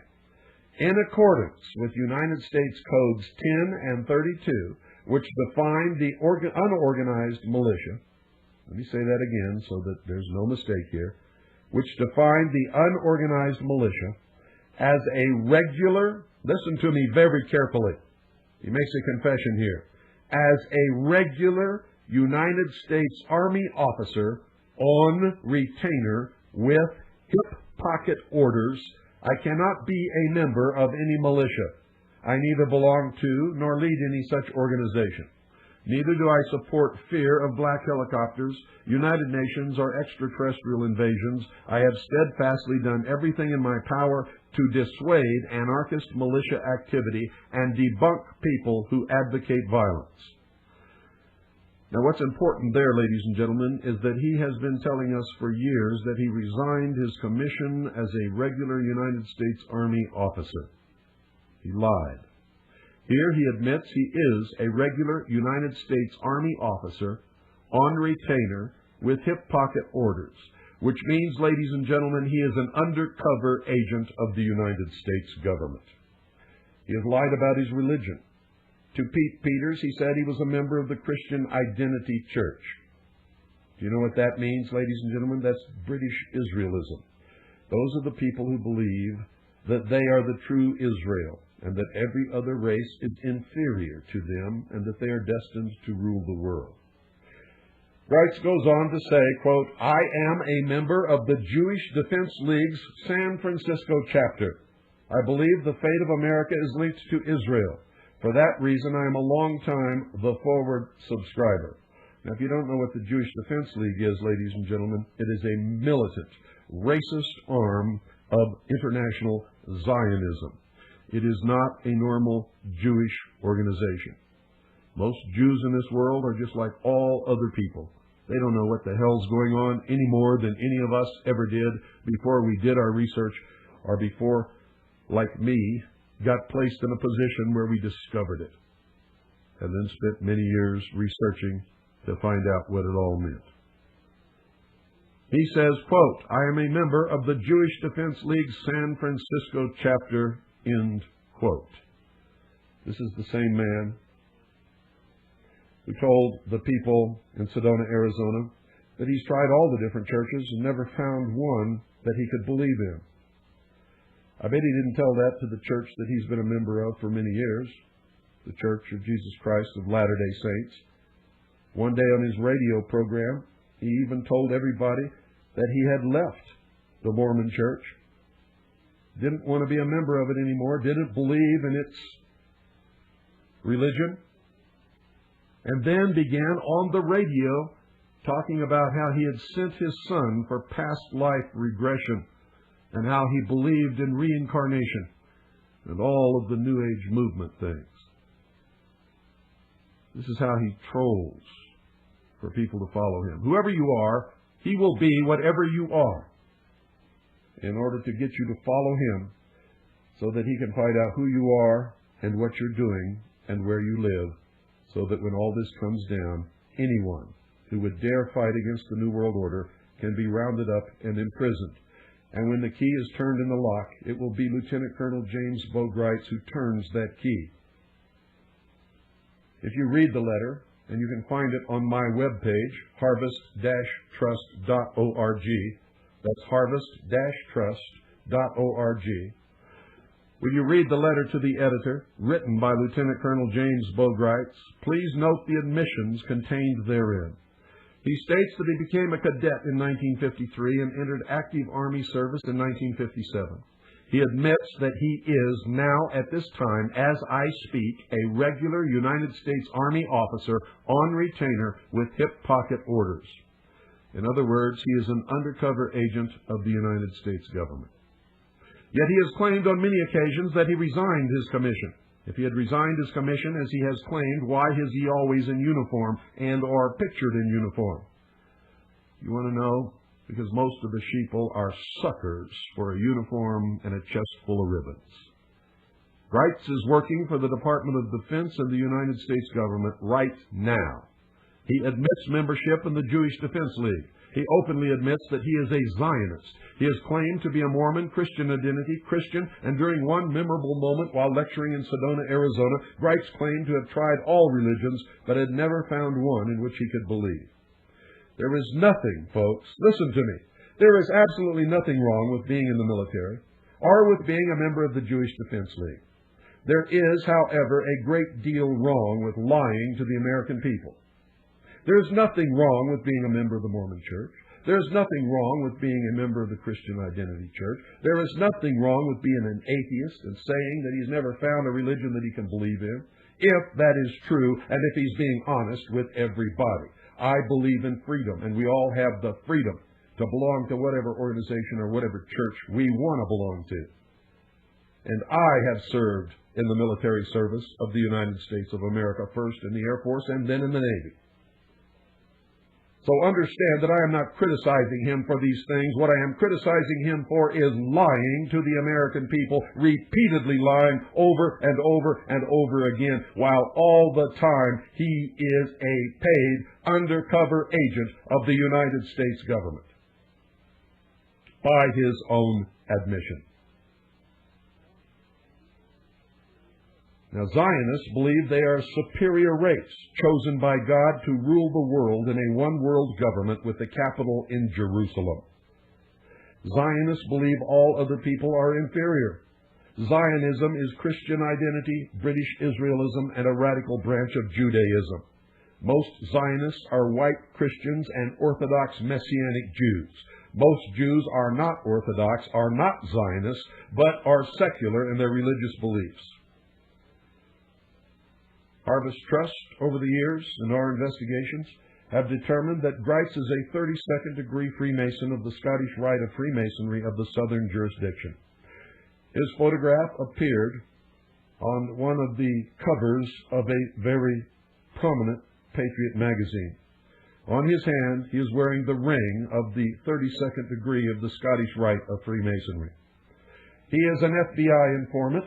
When he was called to help the FBI at Ruby Ridge, he was called by the FBI and was working for the FBI and wore a wire the whole time in every conversation that he had with Randy Weaver. He is an active undercover agent for the Special Operations Group of the Department of Defense as an integral member of a project called Trojan Horse. Now remember, you heard all this from William Cooper years ago. And you're hearing it again because now we have it in his own words in a letter that he wrote, which we got off of his webpage. And just to make sure that we were doing the right thing, we got a copy from the newspaper, which he wrote it to and who printed it on their editorial page. World War III is being fought now. It is being fought with information warfare, using very sophisticated mind control techniques, propaganda, disinformation, intimidation, fear, and manipulation. It is, in fact, a usually quiet war being fought mostly with silent weapons. But before long, it will become very loud and very destructive. Ordo ab chao is the motto of the higher degrees of this order, and it dictates that the old order be completely and thoroughly destroyed before the new order can be established. A one-world socialist government is the stated and avowed policy of the United States government. The United States created the United Nations. The United States State Department wrote the policy in the document known as State Department Publication 7277, which includes an introduction by President Truman, 33rd degree Freemason, which admits the United States government's world government policy. State Department Publication 7277 outlines the merger of the military of the United States with the military of the Eastern Bloc nations as a world peacekeeping force under the United Nations as the ultimate goal of the foreign policy of the United States of America. I didn't make any of this up, and everything that you have been told on yesterday's broadcast and today's broadcast is thoroughly documented. NATO is a part of the United Nations and was created under its auspices according to the United Nations Charter. The Warsaw Pact was a part of the United Nations and was created under its auspices according to the United Nations Charter. The Cold War was a scam which allowed both governments to levy large taxes which were used to develop the technology and experiment with techniques which will be combined to control the population of the world. The inclusion of Warsaw Pact nations as new members of NATO is the initial stage of Phase 2 of the merger of forces outlined in State Department Publication 7277, which will become the World Police Force under the United Nations. President Kennedy presented the plan to disarm the nations and people of the world to the United Nations. The United States planted the seed of an European Union, nurtured that idea, and has supported its formation. When the leader of the old Soviet Union banged his shoe on his desk at the United Nations and screamed, quote, "We do not have to invade the United States. We will destroy you from within," end quote, he was telling us the truth. The progression of accomplishments toward the completion of the plan to implement one world socialist totalitarian government is guided and controlled by the hierarchy of the Illuminati and the groups known as the Council on Foreign Relations, the Trilateral Commission, the Bilderberg Group, the Round Table Group, the Royal Institute of International Affairs, and many others, including the Illuminati in government and industry, who are members of the Supreme Council of the 33rd degree of the ancient and accepted Scottish Rite of Freemasonry of the southern and northern jurisdictions. The Supreme Council of the York Rite of Freemasonry, International Zionism, B'nai B'rith, the Grand Lodge of France, the Grand Lodge of England, the Order of the Golden Dawn, the Ordo Templi Orientalis, the Rossi Cruci, the Sovereign and Military Order of the Knights of Malta, the Knights Templar, the Jason Society, the Vatican, and many others, too numerous to list. See the occult and other links on our homepage. You will be amazed. It's harvest-trust.org on the internet. I will finish this tomorrow, ladies and gentlemen, because once again, we've run out of time. Good night, and God bless each and every one of you. And if I've scared you, good. It's about time somebody did. And ladies and gentlemen, we're in the last days of their bringing to fruition the culmination of all of their machinations and intrigue and subterfuge and subversion over all of those years. The name of the plan as I saw it when I was a member of the Office of Naval Intelligence, and specifically a member of the intelligence briefing team of the Commander-in-Chief of the United States Pacific Fleet, is Majesty 12. No separation between the two words. In other words, written as if it's all one word, in all capital letters. Nothing that I'm giving you is intended to mislead you. None of it is disinformation or false, according to all of the research that I've done and the documentation that I have, and what I saw while a member of the Office of Naval Intelligence many years ago, and specifically as a member of the intelligence briefing team of the Commander-in-Chief of the United States Pacific Fleet. Everything that I'm telling you is absolutely true, correct, is documented and sourced, is the product of not only what I saw in the Navy, but many, many years of research, not only by me, but the members of all of the organizations which I head, and other prominent researchers throughout the country and even the world. So this doesn't just come from me, ladies and gentlemen. It comes from many people. Many of us duplicate the research in order to make sure that we are correct. And you had better take heed, folks, because an awful lot of work, many years, a lot of risk and exposure to danger and hurt, terrible hurt, is the result of the information that we have discovered. Some of us have been attacked, beaten. Some of us have been killed. Some of us have been terribly slandered and libeled in order to keep the public from learning what I have been delivering to you over the last 2 days and will continue in this broadcast today. Most of you have no conception of what the reality of the world on a political and social and economic level really is. You're wrapped up in your families and in your work, and you think that that's all that you need to do because you've elected somebody that you trust and you've sent them off to represent you. And they will never do you wrong. And it can't happen here in the United States of America. But folks, you're wrong, and that's exactly why it is happening here, because whether you want to admit it or not, or whether you like it or not, you have abdicated your responsibility as the watchdog, as the sovereign citizen in this country. And so those who can be corrupted have been corrupted. Those who would not be corrupted have been framed, have been libeled, have been slandered, have been shunted to the side, shifted out of government over the years. This may shock you, ladies and gentlemen, but it is the truth.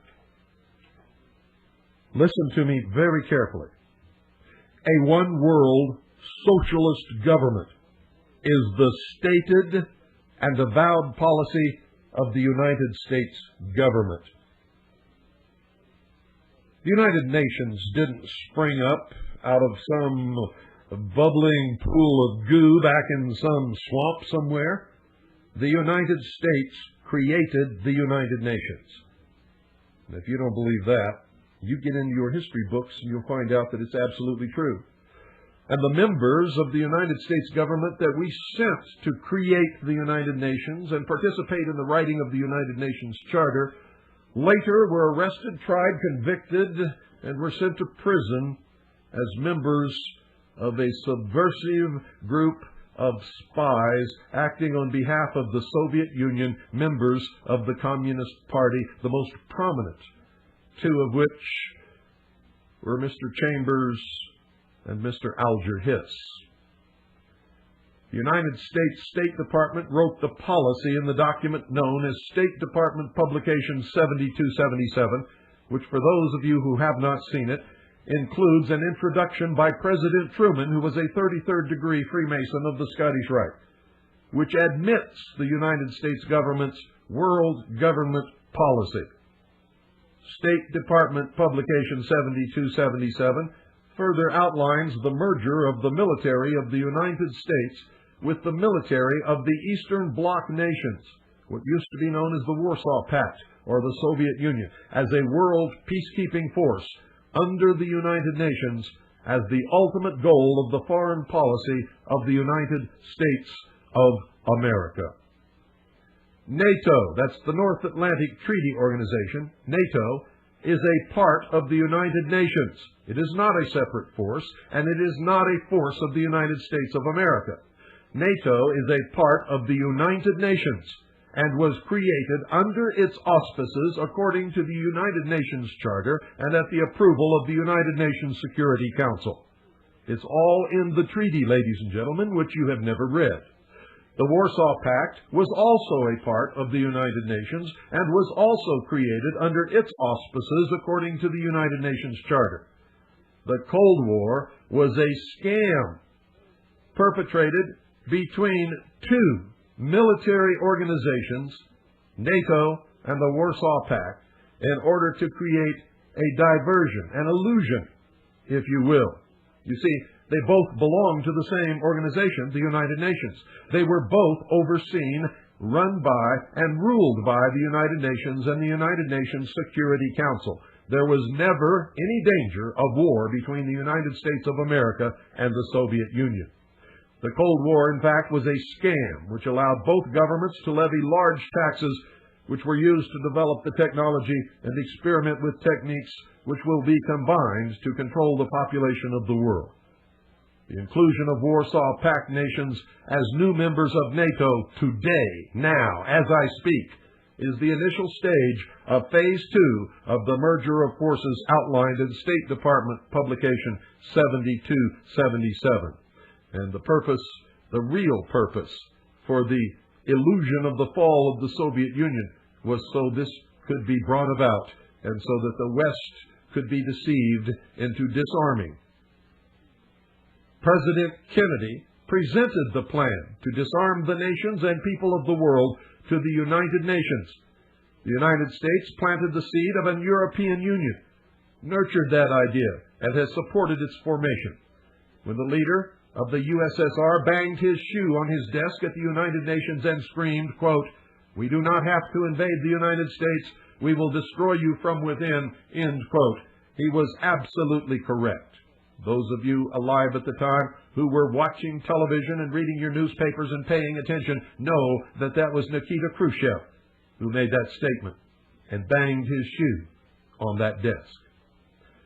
The progression of accomplishments toward the completion of the plan to implement one world socialist totalitarian government is guided and controlled by the hierarchy of the Illuminati in the groups known as the Council on Foreign Relations, the Trilateral Commission, the Bilderberg Group, the Round Table Group, the Royal Institute of International Affairs, and many others, including the Illuminati adepts in government and industry who are members of the Supreme Council of the 33rd degree of the ancient and accepted Scottish Rite of Freemasonry of the Southern and Northern Jurisdiction, the Supreme Council of the York Rite of Freemasonry, International Zionism, B'nai B'rith, the Grand Lodge of France, the Grand Lodge of England, the Order of the Golden Dawn, the Ordo Templi Orientalis, the Rossi Cruci, the Sovereign and Military Order of the Knights of Malta, the Knights Templar, the Jason Society,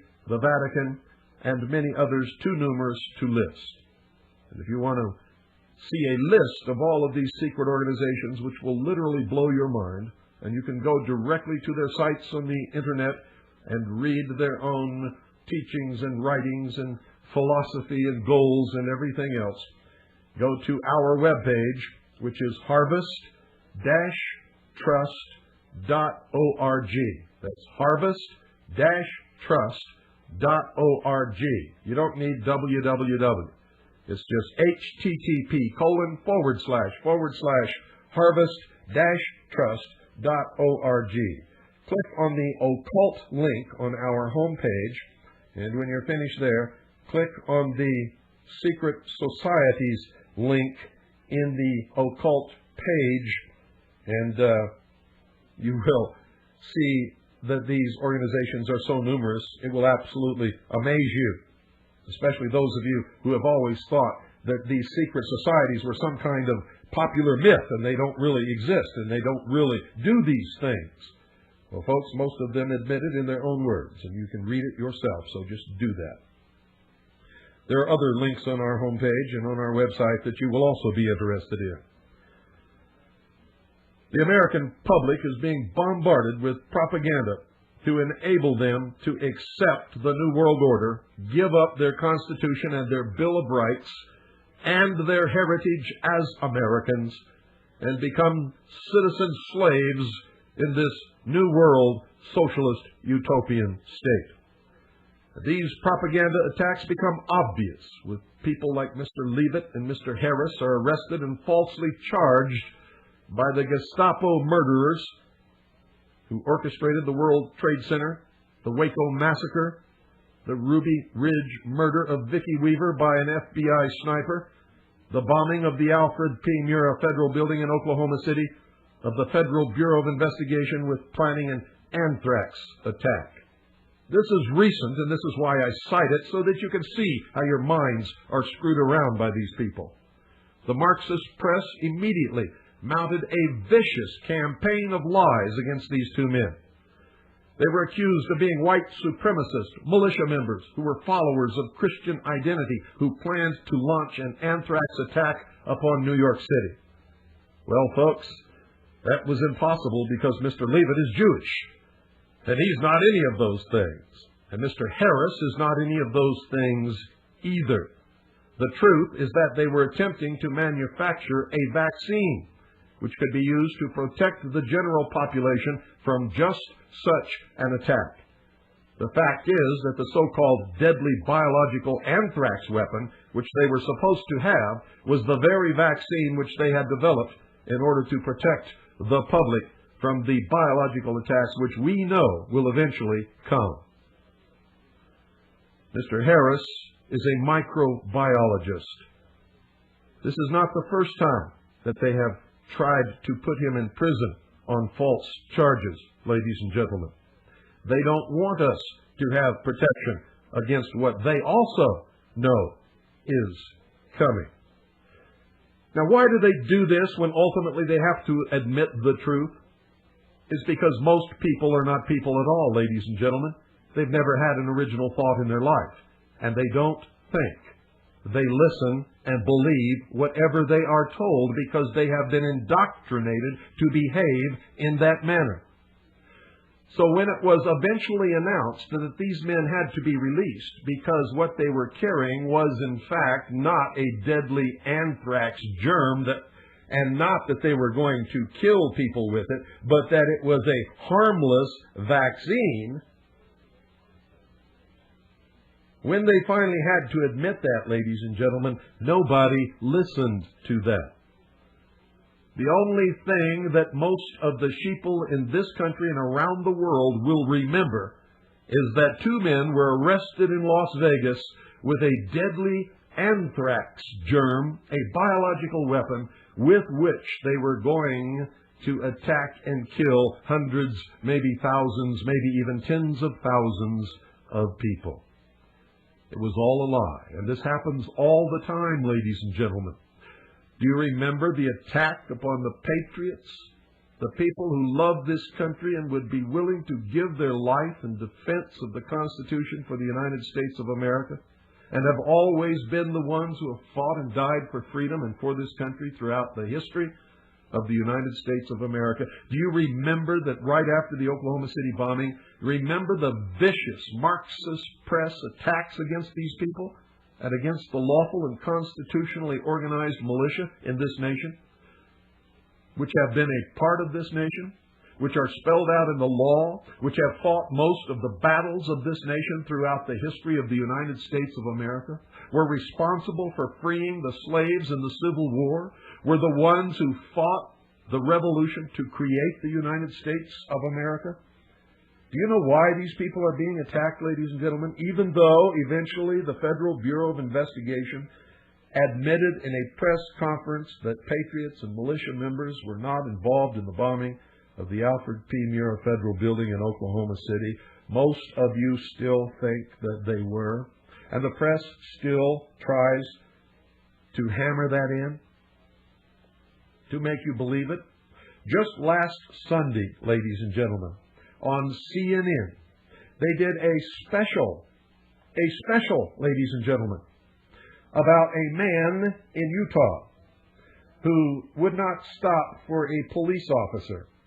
A man who has a long history of being a Nazi, a real Nazi, and of making statements that he would love to kill the FBI and all kinds of other things. They did a special on him, and they left you with the impression that he is a patriot militia member. American patriots are not Nazis, ladies and gentlemen. American patriots do not act like this man does. This was intentional propaganda. He is not a part of any militia in this country. And I can tell you that with absolute certainty because I am one of the top leaders of the militia in this country. In fact, I am the director of the intelligence service of the 2nd Continental Army of the Republic Militia.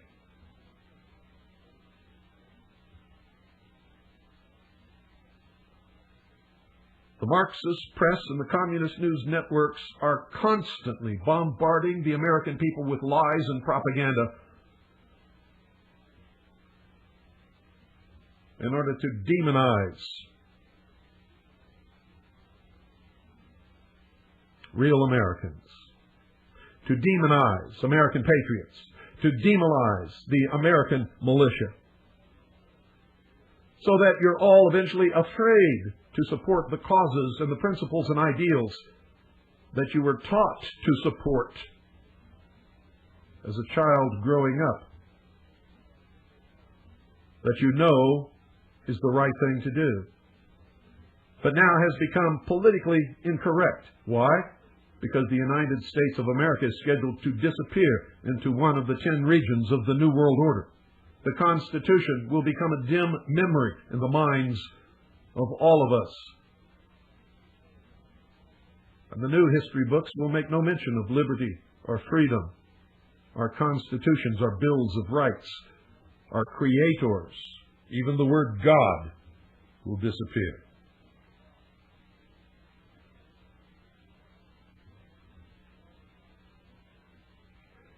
Politicians, ladies and gentlemen, are controlled through the accumulation of dossiers by the Federal Bureau of Investigation, by the way, which has absolutely no constitutional foundation or authorization for its existence. The Internal Revenue Service, which is a legal fiction, which does not exist as an agency of the United States government or as an agency of the Department of the Treasury. If you don't believe me, check the United States Code for the organization of the Department of the Treasury or the organization of the entire United States government. You will not find the Internal Revenue Service listed anywhere as a part of any organization of the United States government or as an agency of the United States government. The Central Intelligence Agency, the Mossad, MI6, which is British Foreign Intelligence, the Anti-Defamation League of the secret society known as B'nai B'rith, the KGB, and other Illuminati-controlled organizations. These dossiers are used to blackmail these politicians into towing the line. Those who do not have incidents in their past that allow control by blackmail are put in positions by one or more of the above organizations that know how to manipulate human nature better than you can possibly even imagine. And it results in one or more incidents which will allow control by blackmail of these people. If they step out of line even once, something is handed to the press or brought out on the news that causes that person tremendous embarrassment and could, and sometimes does, result in the end of their political career. The Las Vegas brothel, run by Robert Lazar, was found to have video cameras throughout and was used for the collection of information with which to blackmail politicians, military personnel, and anyone else who needed to be controlled by the Illuminati. Anyone who will not play by the Illuminati rules are weeded out and quickly disappear from politics. Remember, ladies and gentlemen, that it was 33rd degree Freemason Franklin Delano Roosevelt who created the Federal Bureau of Investigation, instituted the first run of socialism in this country.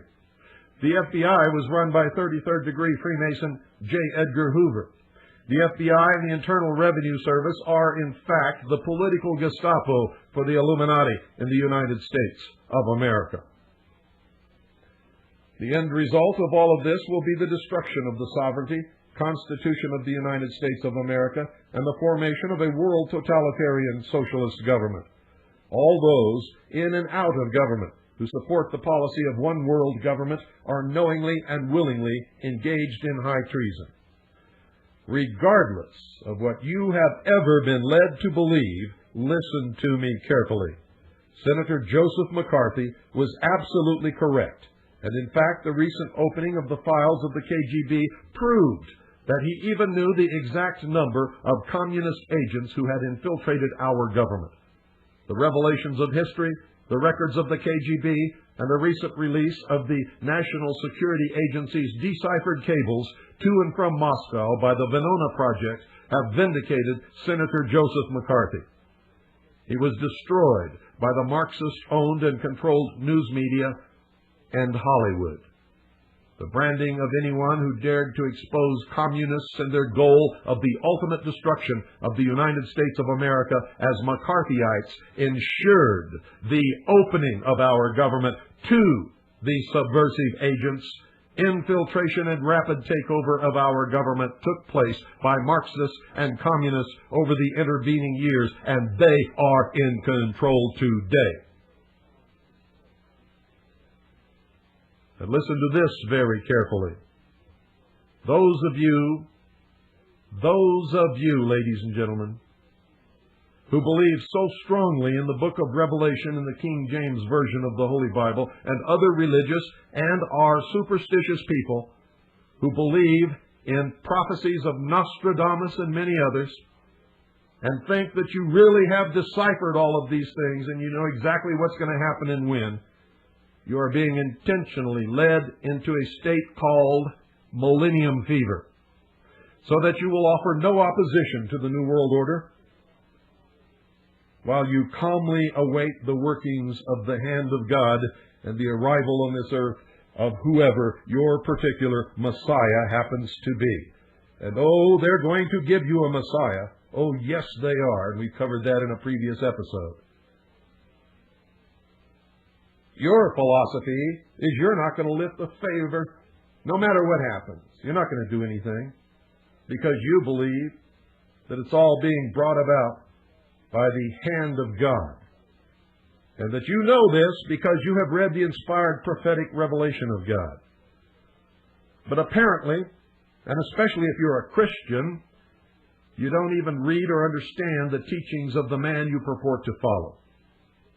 Jesus said this, and I'm paraphrasing it, but I'm absolutely accurate. that when you think He is coming, He will not be here. He said He would come like a thief in the night, that even the elect will be fooled. Well, ladies and gentlemen, fools abound. I see books all over the place purporting to be explaining to you what's going to happen in the near future, deciphered from the prophecies of Nostradamus, all telling you what I'm telling you, but telling you that you cannot resist it because it is the fulfilled prophecy,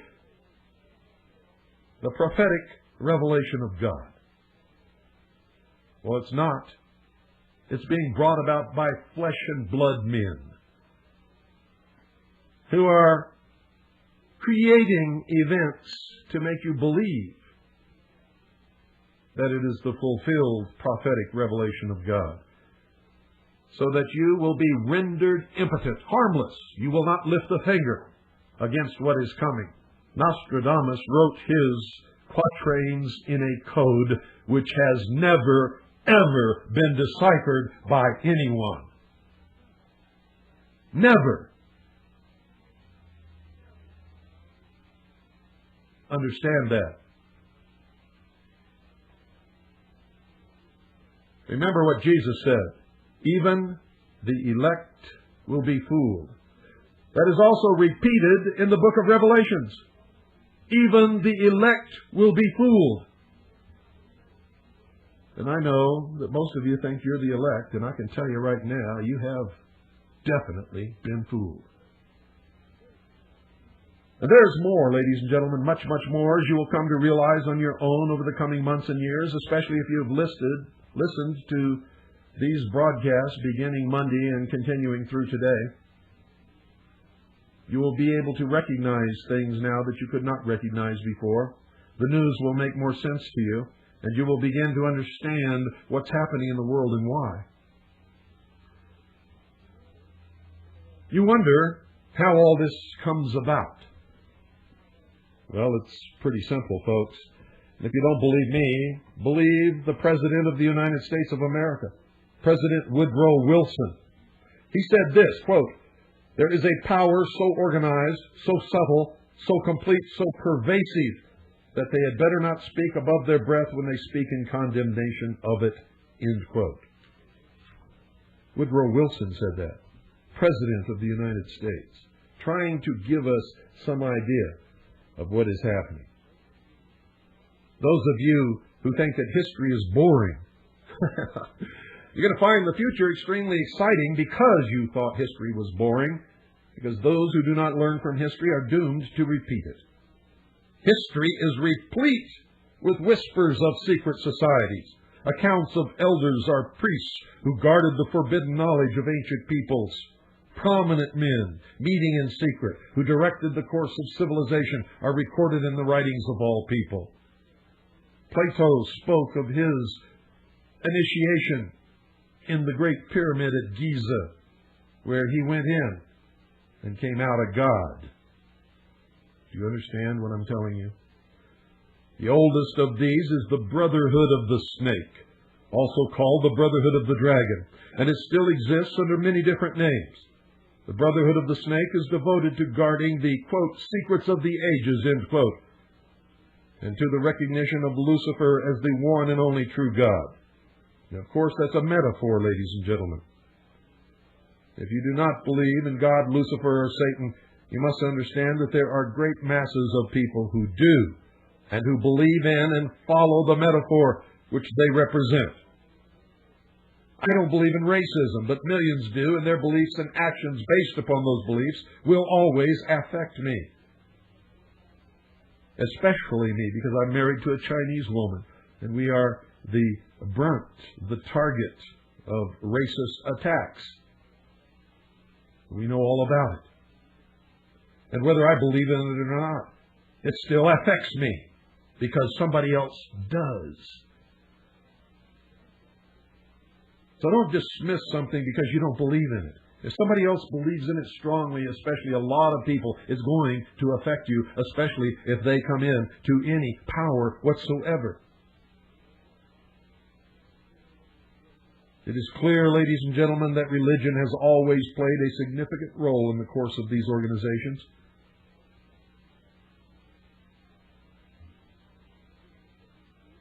The secrets of these groups, they say, are thought to be so profound that only a chosen, well-educated few are able to understand and use them. These men use their special knowledge for the benefit of mankind. At least that is what they claim. But if you follow their machinations throughout the history of the world, you'll find that death and destruction follows their manipulation of the human race. I can find no benefit. Only death, destruction, pain, suffering, tears, and poverty. And how can we take their word for anything, since their knowledge and actions are secret?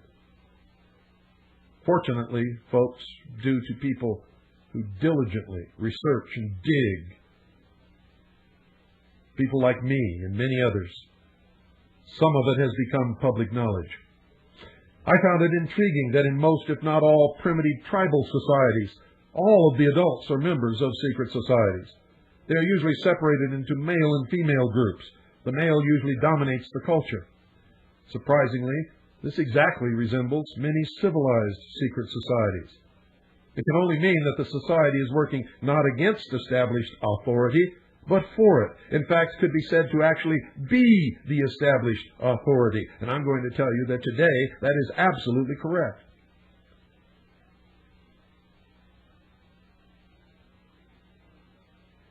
This would tend to cause some to remove the validity of any argument that all secret associations are dedicated to the destruction of properly constituted authority. This can only apply, of course, where the secret society makes up the majority or entirety of any people which it affects.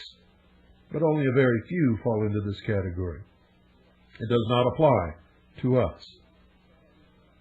Secret societies, ladies and gentlemen, in fact, mirror many facets of ordinary life. There is always an exclusivity of membership, with the resultant importance attached to being or becoming a member. Remember high school? Remember the popular clique? This is found in all human endeavors, even those which are not secret, such as football teams or country clubs. This exclusivity of membership is actually, ladies and gentlemen, one of the secret society's most powerful weapons. There is the use of signs, passwords, and other tools. These have always performed valuable functions in man's organizations everywhere. The stated reason, almost always different from the real reason for the society's existence, is important. It can be anything, but is usually fraternal and is found in all pressure groups wherever people congregate. Members of the clique or the brotherhood receive special favor. They receive contracts when others do not. They win legal battles in courts of law, sometimes apparently for no lawful reason. The comradeship is especially important. Sharing hardships or secrets has always been a special thrill to man. It's why gossip spreads throughout a neighborhood or a community so quickly. No one who has ever undergone the rigors of a military boot camp is ever likely to forget the special feeling of belonging and comradeship that was shared between the victims of the drill sergeant or company commander. It is an emotion born of initiation. The most potent tool of any secret society is the ritual and myth surrounding initiation. It is also a teaching tool, but only for those who can decipher the specific meaning of the symbols involved in the rituals. These special binding ceremonies have very deep meaning and cause a long-lasting bond between the participants. Initiation performs several functions which make up the heart and soul of any true secret society. Like a military boot camp, the initiation into the armed forces, important aspects of human thought that are universally compelling are merged to train and maintain the efforts of a group of people to operate in a certain specific direction. Initiation bonds the members together in mysticism. Neophytes gain knowledge of a secret, giving them special status, they think. The ancient meaning of neophyte is planted anew or reborn.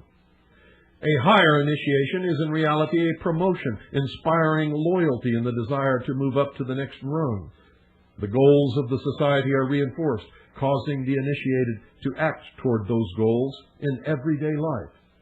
That, ladies and gentlemen, that brings about a change in the political and social action of the member. The change is always in the best interest of the goals of the leaders of the secret society.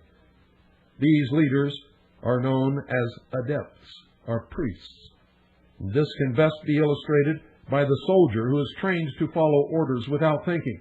The result is often the wounding or death of the soldier for the realization of the commander's goal, which may or may not be good for the overall community, and certainly was not any good for the soldier. Initiation, ladies and gentlemen, is a means of rewarding ambitious men who can be trusted. You will notice that the higher the degree of initiation, the fewer the members who possess the degree. This is not because the other members are not ambitious, but because a process of very careful selection is being conducted. A point is reached where no effort is good enough without a pull-up by the higher members. Most members never proceed beyond this point and never ever learn the real secret purpose of the group. The frozen member from that point on serves only as a part of the political power base, as indeed he has always done. You may have guessed by now that initiation is a way to determine who can and cannot be trusted, who can understand the symbolic education given to them, and who wants to be a part of the goals of the order.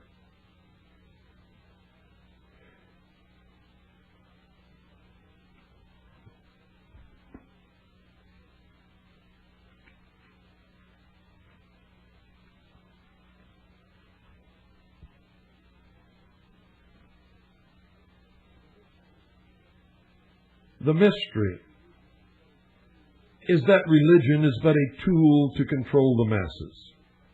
Knowledge or wisdom is their only God, through which they believe man himself will become God.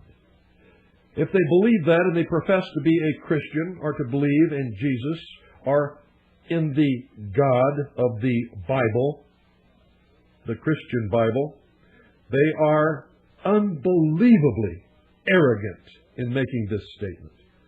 They're also in complete and total rebellion to God. For what did God say? He said, "There is no other God but this God."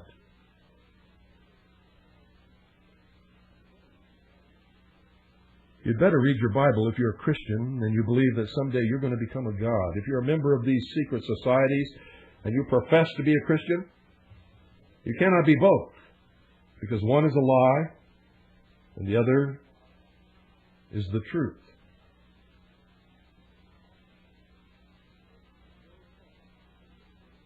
No part, ladies and gentlemen. If you believe that there is a God,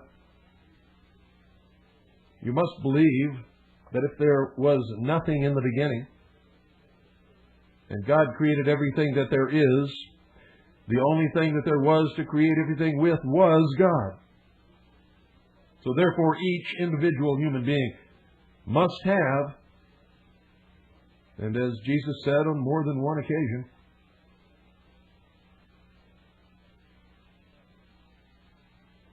a part of that divine substance within. That has to be the case if you believe that in the beginning there was nothing except God, and He created everything from what there was, which is Himself. But understand this: no part can ever be equal to or greater than the whole. No small portion can ever stand up to be equal to or to be God. Understand that. And I don't care who you are, if you really believe that you're going to become God as man, according to the philosophy, the Luciferian philosophy of the mystery schools, you have deluded yourself. You have been deluded. And someday you're going to understand just exactly how much you've been deluded. Shirley MacLaine ran along the beach, shouting into the wind, "I am God." Ladies and gentlemen, Shirley MacLaine gets up in the morning just like every other woman on this earth. She looks in the mirror and she says, "Another wrinkle! Oh, no!" And she cakes her face with makeup to hide it all because she's getting older. She cannot create a universe, never will create a universe. She's going to grow old and she's going to die. In the meantime, she has to pay her rent and her bills, and she has to make enough money to make sure that she can. She has to get along with her neighbors and with society as a whole. She may have fooled herself, or somebody else may have fooled her. But I have not been fooled. Shirley MacLaine is not God. And neither are you, and neither am I. And not a single person listening to this broadcast or out of earshot of this broadcast, not one human being is ever going to be God. Period. End of subject. It is the height of insolence and arrogance to even consider that such a thing could happen.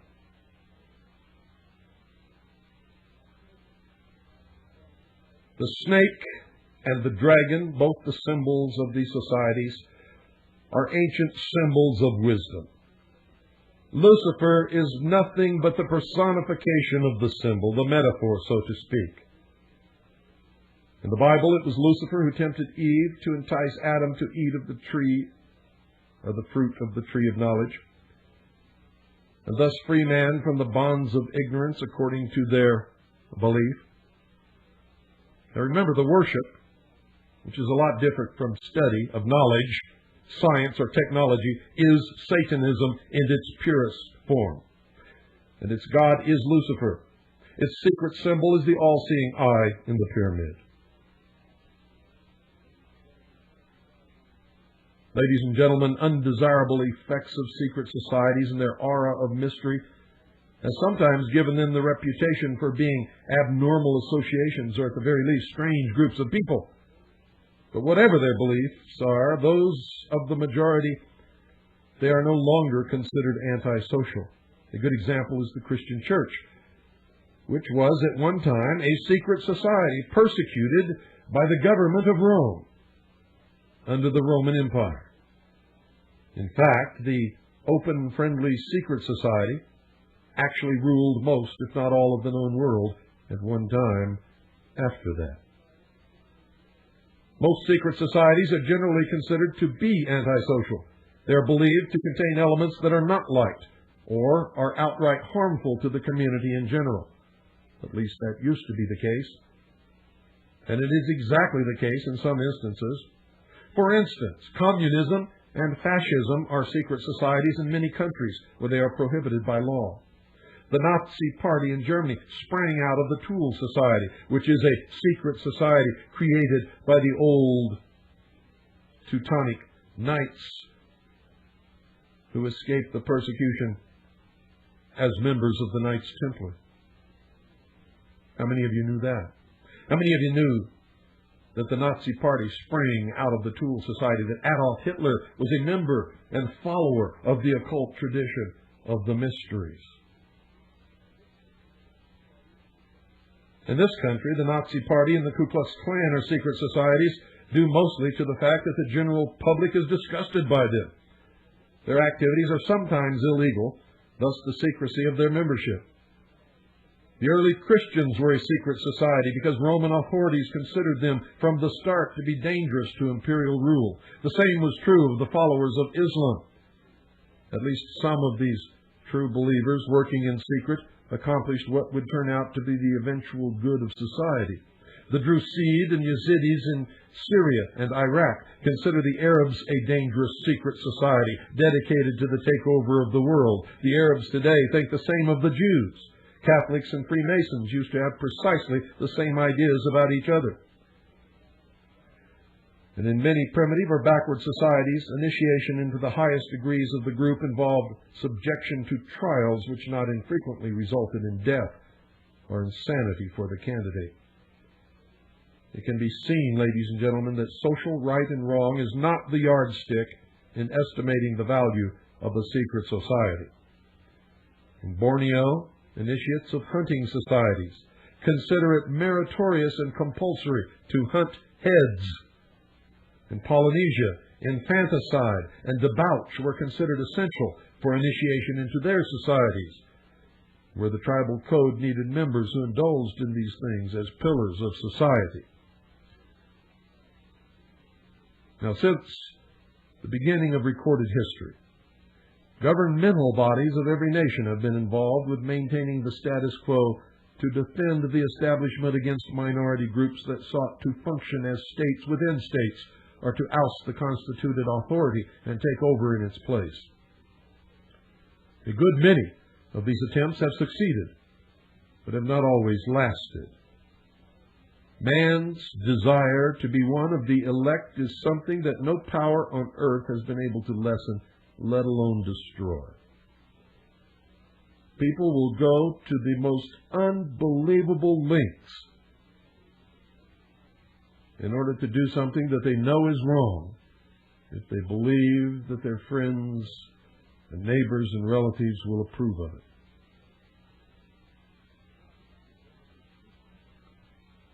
It is one of the secrets of secret societies. It's what gives them a political base and lots of clout.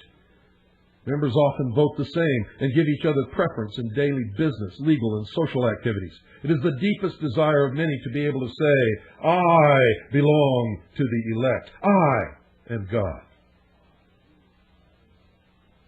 I wield power in this community.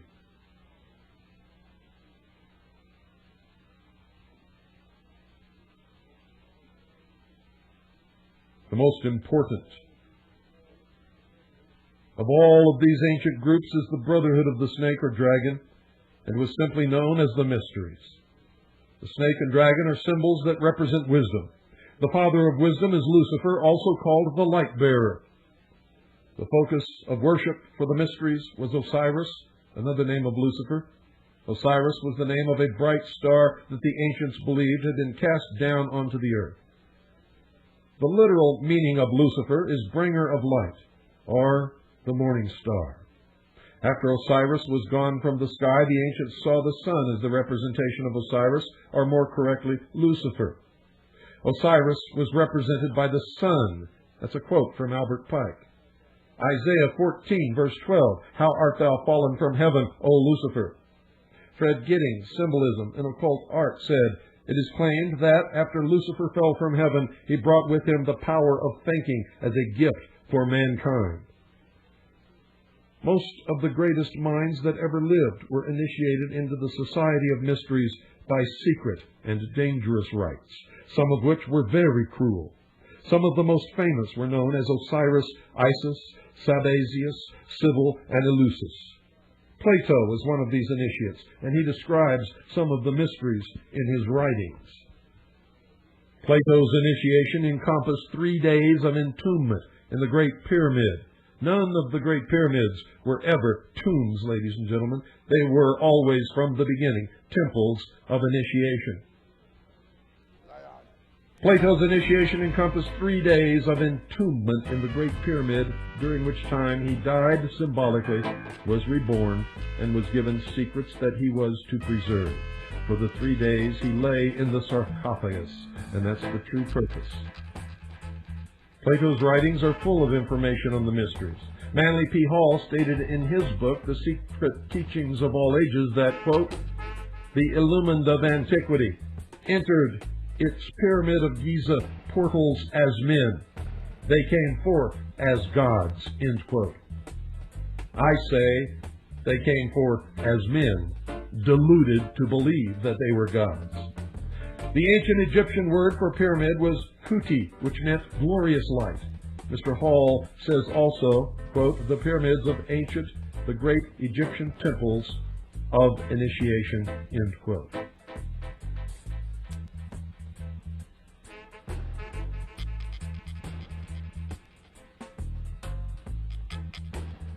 The first secret, ladies and gentlemen, that one must know to even begin to understand the mysteries is that their members believe that there are but few truly mature minds in the world. They believe that those minds belong exclusively to them. And so, they believe that all of the rest of us are nothing but stupid animals, to be shepherded, to be sheared, and if necessary, and when necessary, to be led to the slaughter. I hope that these last 3 hours have caused you to become illumined. Good night, ladies and gentlemen, and God bless each and every single one of you.